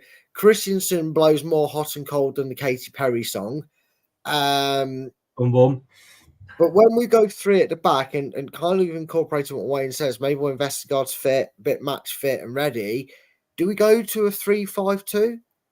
Do we maybe put Buonate in that, that 8 role where he kind of sits in the middle but bursts forward, or maybe play him up front alongside Vardy and go your love child Skip, my love child Ndidi, and Winks in the middle, and then have Fatawu as and Mavadidi as the wingers, or the left midfielders and right midfielders to look at. Maybe that's what needs to change, because I feel like if we're going to get caught around in that interchange of midfield to defence, at least if someone like a Vestergaard or even a Cody, who I can't figure out, maybe he's still on the naughty step from Crystal Palace, I don't know. But, that more experienced head that sits deeper a little bit, sorry to say it, Chris, but a bit like what we expected from Johnny Evans and Maguire when they played for us, the reassurance, the insurance policy defender, if you will, maybe that needs to be back in the side. Maybe we scrap this whole wing-back thing, because I did feel like when we were passing the ball around in that midfield and we were a bit closer to each other, we controlled the game a lot more. Right, let's go into the second half in detail, because we covered the first half, obviously, at half-time. Don't make us do it. Sorry? Don't make us do it. No, I'm going to. You signed up for this, so don't think you can get out of it once you've signed up for it. It's like celebrity SAS. Once you're in there, you're in there. Come out half time. That was a sucker punch, wasn't it? That goal so early on. Winks and Fatawu getting it cocked up between them. Yeah, and Winks looked at Fatawu and sort of going, which is what Faz often does when he cocks up. Where were you? You know, you're supposed to be there, but you look at that pass even on the replay, and he just didn't. It wasn't the correct pass. He didn't play it in front of him. He played it. You know, their player got hold of the ball, and even to make that mistake, the Premier League, you will get punished at this level. Yes. I mean, it's like Faz, in the Championship with that header with Woods. Would he have got away with it? Yes. Premiership, you're not going to get away with that. And we could be punished a lot more with the defence we've got in the future. I almost feel like that Wayne, that wasn't a no-look pass from Harry Winks. That was just a blind pass from Harry Winks. Do you know what? I'll put the ball in there. Afternoon park pass, that was it. You lot go for it. But look, you can't let Chris Woods get anywhere near the goal, Wayne. 60%, I couldn't believe this, 60% of Forest goals this season have been scored by Chris Wood. What we would give for a Chris Wood, because I'll tell you what, if Vardy or Ayew aren't scoring, who the hell have we got up front that can do that? Woods, we would, I always liked him, but we would kill to have a Woods now, wouldn't we? We would, and who'd have thought that he would be so prolific and important and vital to Forest? But the system they play is just a perfect guy to have up front. And that finish, that was, if that was like Maddison or Harry Kane, we'd be saying, oh, fantastic. It was supreme quality, that was. Brilliant finish. Yeah, it was. No, you're right. Brad, 49 minutes. Jamie Vardy gets the ball in the box, tries to get past his player. He goes down. But he didn't get the ball in the box. That was the problem. He was chasing the ball in the box, wasn't he? Penalty, no penalty. I mean, somebody said in the watch-along, well, it's obviously not a penalty because VAR didn't give it. Well, I don't think VAR always get it 100% spot on. For you, was it a penalty? No, he wasn't getting there anyway. I mean, the game of football's dead if you can't have a little bit of a scuffle with the striker as a centre back. He's just getting in his way. He's trying to check it. He's trying to body check him, which is well within his means to do. Carragher tried to be nice, which was quite disturbing about Leicester all game. Because he said if the ball was closer to Vardy, it might have been given. He goes, and people won't agree with me on that, but that's the rules. You see it given if it's closer to him. And that's why I say my biggest pet peeve is I don't understand why we were passing into space. Like Wayne said with the second goal for Forest, it was like two players that didn't know what they were doing. One was going to run into a space to get the ball passed in front of him, and one was passing to feet. That's what that goal came from. But it was never a penalty. And if that had been given against us, we'd be apoplectic.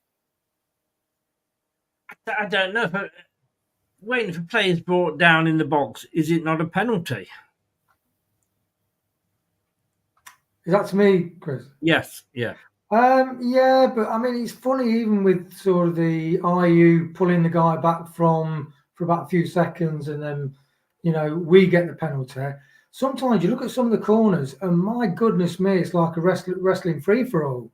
Everybody's ragging each other around, pulling each other down, and they just get away with it. I just think it's there's no absolute hard and fast rules.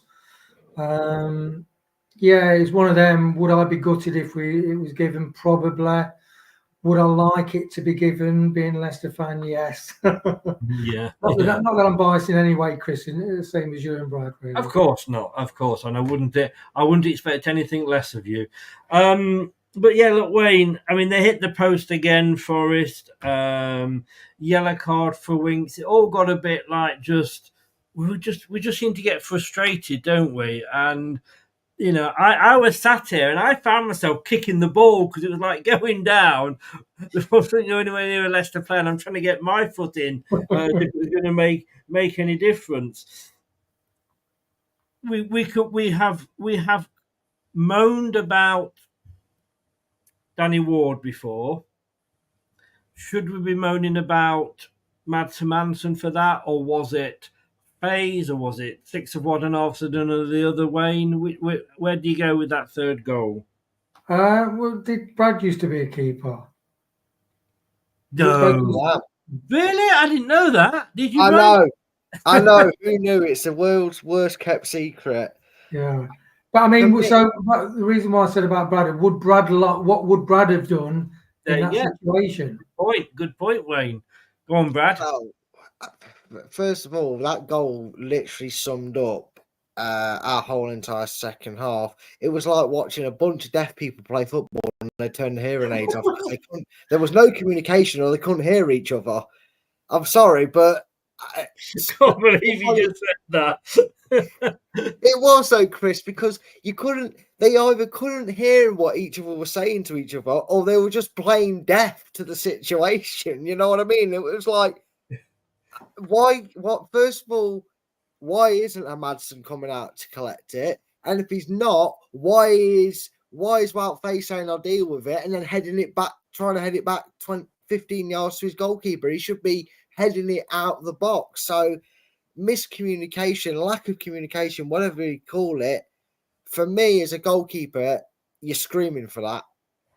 If you've made the intent 2 or 3 strides into your movement, you're screaming, keepers, Mads, whatever, leave it, piss off Faze, whatever you need to tell him, or however you need to tell him to get it through to him.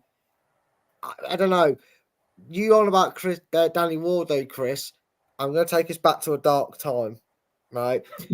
Wout Faze, Liverpool. Second own goal. Danny Ward. I've got Chris Ward on the brain. It's disturbing my mind.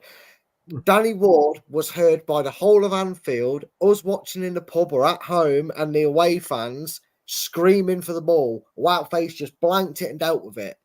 So maybe Wout Faze plays the game like this. I don't know. Maybe he's got cotton wool buds in his ears and can't hear anybody. Because if that's the case, Wout Faze takes the blame. Yeah, I mean, would you agree with that, Wayne? Yeah, I'd say who would Brad prefer to be keeper behind, Vestergaard or Faze? I mean, it's so random, Faz. I mean, a couple of times they were breaking through, and Faz, it looked like it was like one of the grandkids, and you're just not aware of the position he's supposed to play.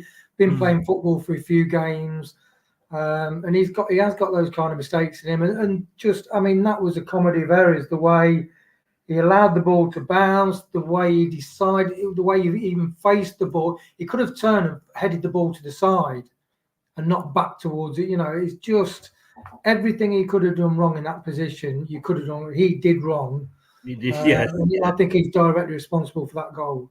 I think Hermansson had a brilliant game, some great shots again. I just think I wouldn't like to be a keeper behind Wout Faze.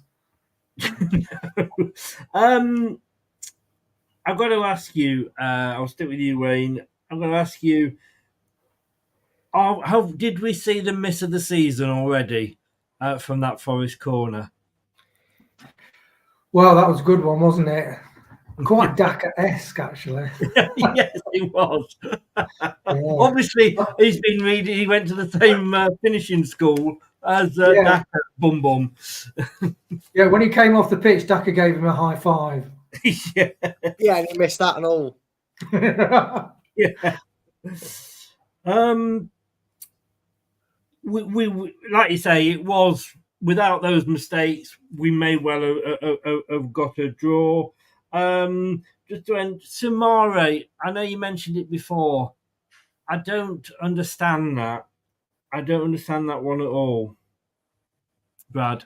No, it's almost like it, because sometimes I think managers or clubs play players that probably just to maybe put them in the shop window or something. But Samari, I know people say, well, you know, he's got a great engine, he's a good player, but at the pace of the Premier, he hasn't in a single game shown that he's up to the pace in the Premier. And it doesn't matter, you know, whether you're good in the French League 1 or, you know, in the Premier, you've got to be quick, think quick, anticipate, proactive, and have good control of the ball. And it's not that.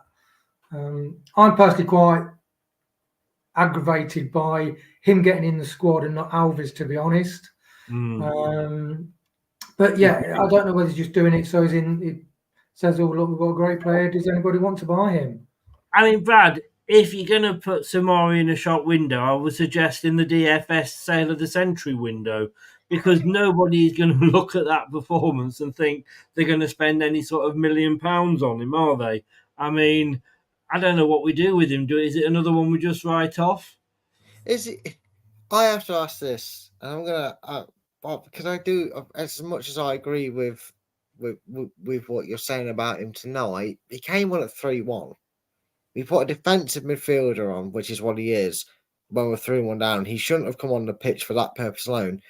But do we have a premeditated hate for Samare that we just don't? We've already given up before we've given him a chance. Because I remember in the Championship, Chris, and it took me several weeks, as you know, and I had to see a therapist about it. I was that traumatized, but I wasn't a fan of Vestergaard. Every time I saw him on the lineup, I was like, "Oh, here we go. Vestergaard's going to give the ball away. He's going to get absolutely ripped to shreds. We're going to lose this game because of Vestergaard." But he, in time, won me around and impressed me, and I was eating humble pie. It really actually pissed me off a little bit. I'm going to lie. You know, I hate to say this, but when anyone else came on, not a dicky bird, nothing. Few claps, few appreciations, fair enough. When Samare came on, Chris, oh, boo. The bloke hasn't kicked a pissing ball yet. Calm down, let him make a mistake first before you decide to hate on him. Now, again, I'm not saying he did anything right, and I don't think he was the right substitute because we were 3-1 down. Put an attacking player on, go for it. Put 4 or 5 players up front and lose 4-1, trying to get us back into the game with 5-10 minutes to go. I don't think it's his fault that he's a defensive midfielder that came on the substitutes bench. Came off the bench for a light for light. That ain't his fault. He does not pull up trees and he doesn't leave a lot to be desired. But I remember you saying this about Daka when people getting on his back. What's he supposed to do with 10 minutes of football every 3 weeks? How can he show us fans what he's capable of, potentially capable of at this level, if he gets told, yeah, go and sit on the bench for 15 weeks. Oh, and then when we're 3-1 down, I'm going to put you on against Forest. Is that all right with you? Yeah, sure, boss, I guess. I can only do what I can do. The team was dejected. The team was all but given up. I mean, they didn't give up, to be fair to them. We did keep trying. I've got to say that about us. But it was gone. The wind was out of our sails. We'd lost all the mojo to our attack. Can we maybe not just see Samare and absolutely want to just find the nearest river and chuck ourselves in? Because it's a bit unfair. It wasn't like he was passing the ball to Forest players and slipping on the ball and scoring. He had one good run, in fairness. He looked quite silky. He went past 2 or 3 players. Yeah, so, you talk about scapegoats. Do we already have a premeditated hate for Samare? Because, like the points I've made that you've made in the past, Chris, are we kind of just going, because it's Samare and because we've barely seen him play since we signed him? Can I just say, if I had can we have a drum roll, please? Because I just want to bring this comment up from Ray. We needed Vestergaard for that game. A Leicester fan is saying that we needed Vestergaard on the pitch in the Premier League. My God. We might, we might have only not been injured. And it makes me beg the question more. Did we bring in Cody to actually play him, or did we bring in Cody because he's a media man? Because I'm pretty sure he's had more minutes on Pissing Talk Spurs than he has on a Leicester. He was actually Bertrand. He was in a really deep conversation with Steve Cooper. So, asking him about what to have for lunch or if he's going to turn up for training tomorrow, because he can't even ask him if he was going to get on and play. Right, let's round this up. I've got to. It's all right for you two. I've got to go on Talk Sport in the morning and defend this shit. You know what I mean? I'd phone in sick, mate. Have you Weetabix, Chris? Yeah, maybe I'll oversleep because it is 6:35 if anybody wants to listen to me trying to defend this. Wow.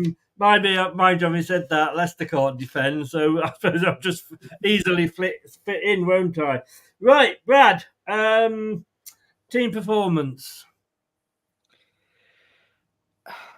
This is a weird one because as bad as we were in the second half, we have to remember how really good we were in the first half. Even Mrs. 1 out of 10 Kate, said that was our best first half performance of Yeah, the and then she went season. to gave the 3. Bloody hell.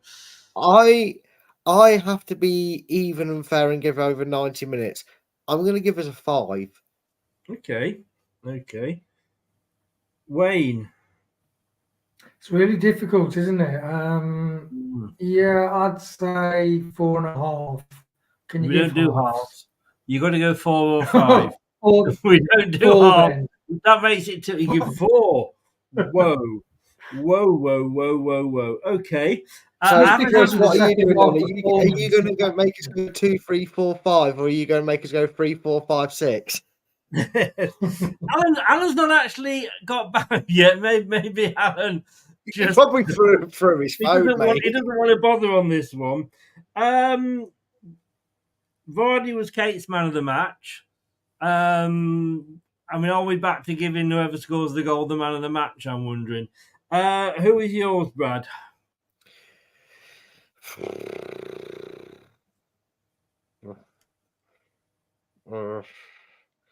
The thing is, we probably had 2 or 3 players that had spells where they were really good, but not a consistent 90 minutes. You know what? He made one of the most jaw-dropping saves this season. I'm going to give it a Madsen. I don't know what Carragher has been drinking or taking before the game, but he was waxing lyrical about us, especially for that first half. And Madsen, he couldn't help but bring up your favourite things called stats, Chris. He was saying how his goal save percentage and create chance saves denied or whatever the terminology he used was. He was unexcited. He was using them all. I have to admit, look, the miscommunication that 6-1 after us and the other, the manager will figure out who was really to blame for that one. But that aside, there's nothing he can do about either of the first or the second goal, and he really did keep us in it, to be honest with you. So for me, yeah, Tony, he let 3 goals in, 2 he couldn't be helped for, and if it wasn't for some last minute saves and an absolute Peter for save, he would have let in 8. So, Yep, what does it tell you about our defensive performance? Do you remember the Southampton game last and when we got relegated, and we just brought in a defensive coach or a set piece coach? Who was the defender that we bought then? Yeah, I think we conceded from 2 corners, didn't we? Yeah, but who was it? We started a new defender, I think, in that game, didn't we? It might have been FaZe, to be honest with you. No, FaZe debutised in a 6-2 debacle at Spurs. That's the game I'm on about. No, I thought you said Southampton. Yeah, he did, and we gave him man of the match because he actually got man of the match. Exactly. Yeah. Wayne, your man of the match. Exactly, word for word what Brad said. Yeah, Hermansen, you think, even the commentator said, that save was sort of Schmeichel-esque. Yeah. It's just his distribution, his level-headedness, his awareness of the whole pitch, and his shot stopping is brilliant. It's absolutely brilliant. And that goal with Faz, that just wasn't down to him. That was Faz just fanning around. It's always interesting when you ask Brad for man of the match and he goes... Then he's going to go for a goalkeeper and keep it in the goalkeepers' union, don't you? Well, I get paid taxes for it, mate. I'm claiming royalties. We've still not had Alan's in. I think Alan has disappeared down a rabbit hole somewhere. I have to say, Ray has gone for Winks for his going forward play. Ronald went for Mads as well. I have gone, first of all, with my team performance. I'm going to go over the whole 90 minutes like you, Brad. I have gone 6. Whoa! I really think that first half was probably our best 45 of football. Hmm. You know, we'd got the players we wanted. Everybody that says what happened to the wingers, they were there in that first half. But any winger, when you've got 2 players on you, is going to struggle. And that's what happened in the second half. It had Nuno got the tactics right. And somebody's just said there, that's what Cody was doing at half time. He was probably telling Cooper about Nunes' tactics because they were at Wolves together. My man of the match.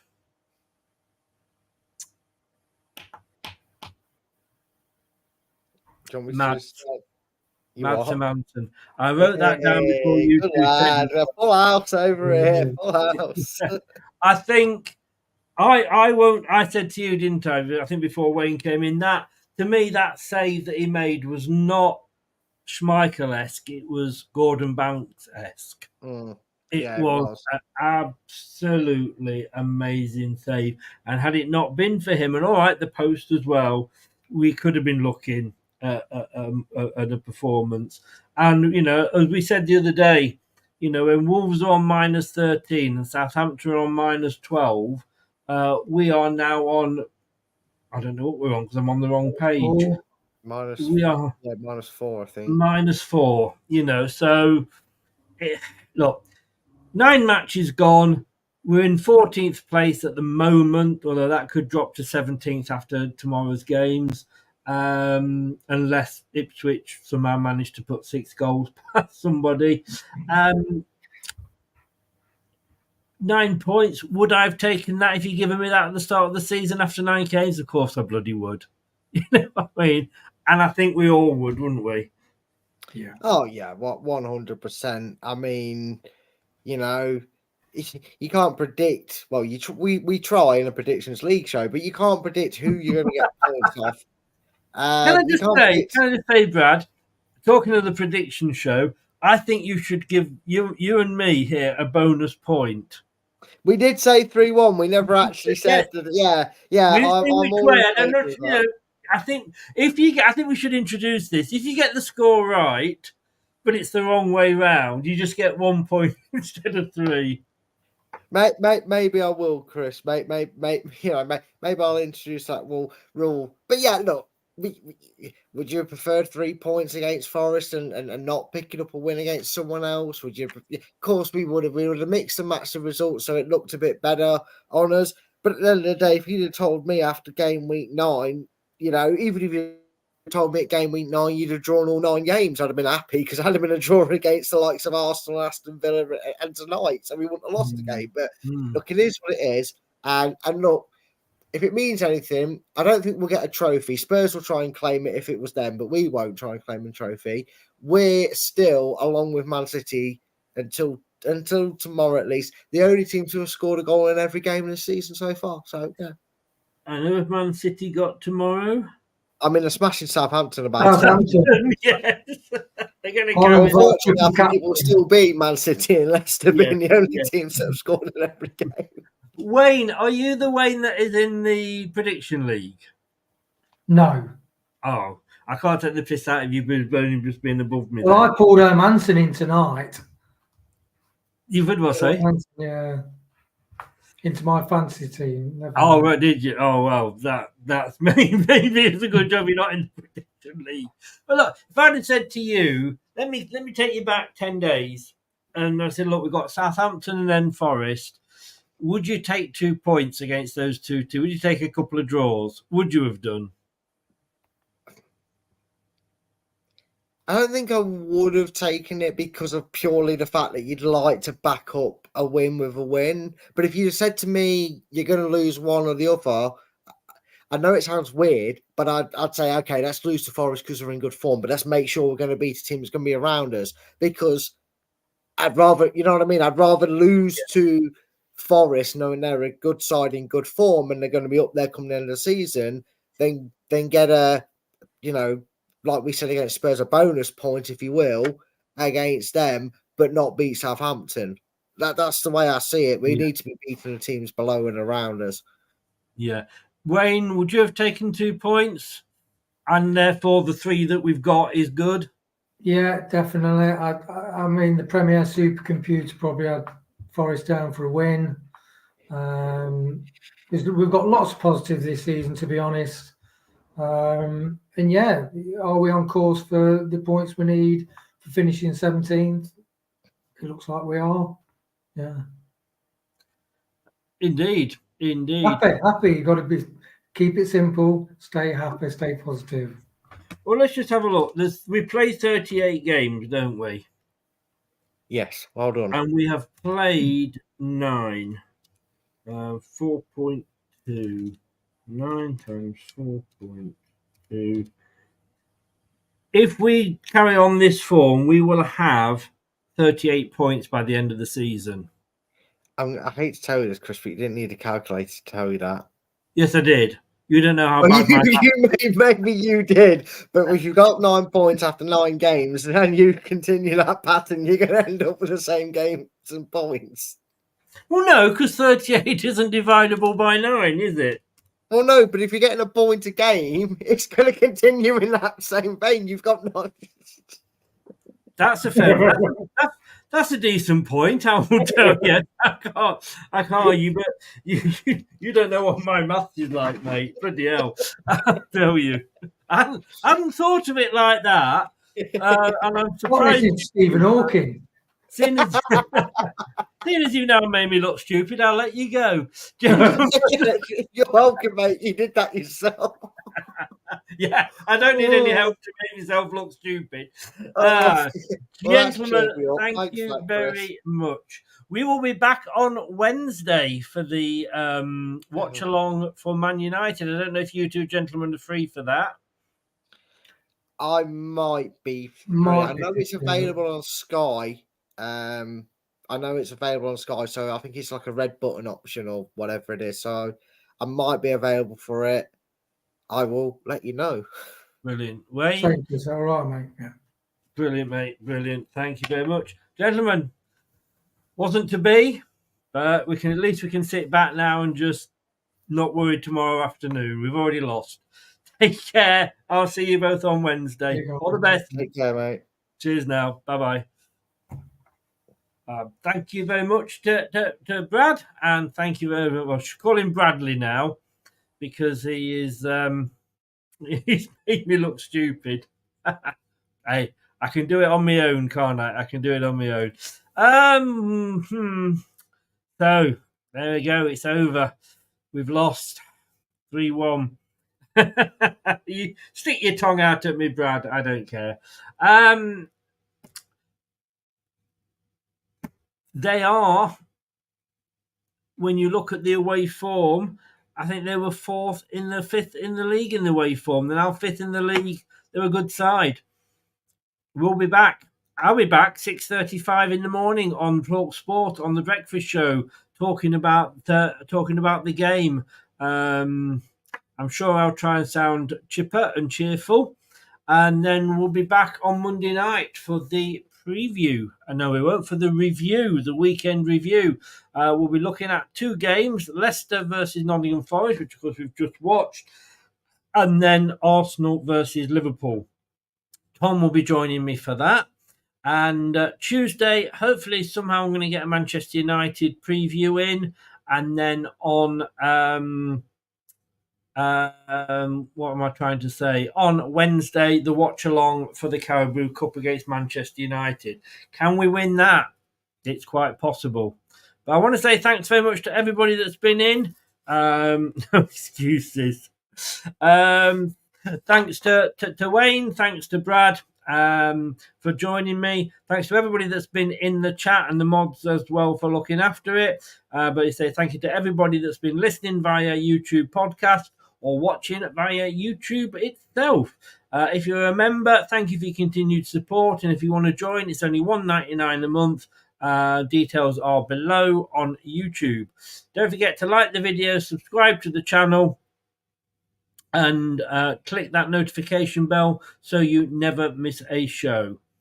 I'll see you Monday at 7 or if you're listening tomorrow at 6:35 on TalkSport. Thanks very much. Wasn't to be, but hey, it's a long season. It's a marathon, not a sprint, I tell you. A marathon, not a sprint. See you later, guys. Thanks for watching. These videos are tremendous. You'd better like them too, or I'll be back. This podcast is proud to be part of the TalkSport Fan Network. TalkSport. Powered by fans. That will conclude this evening's entertainment.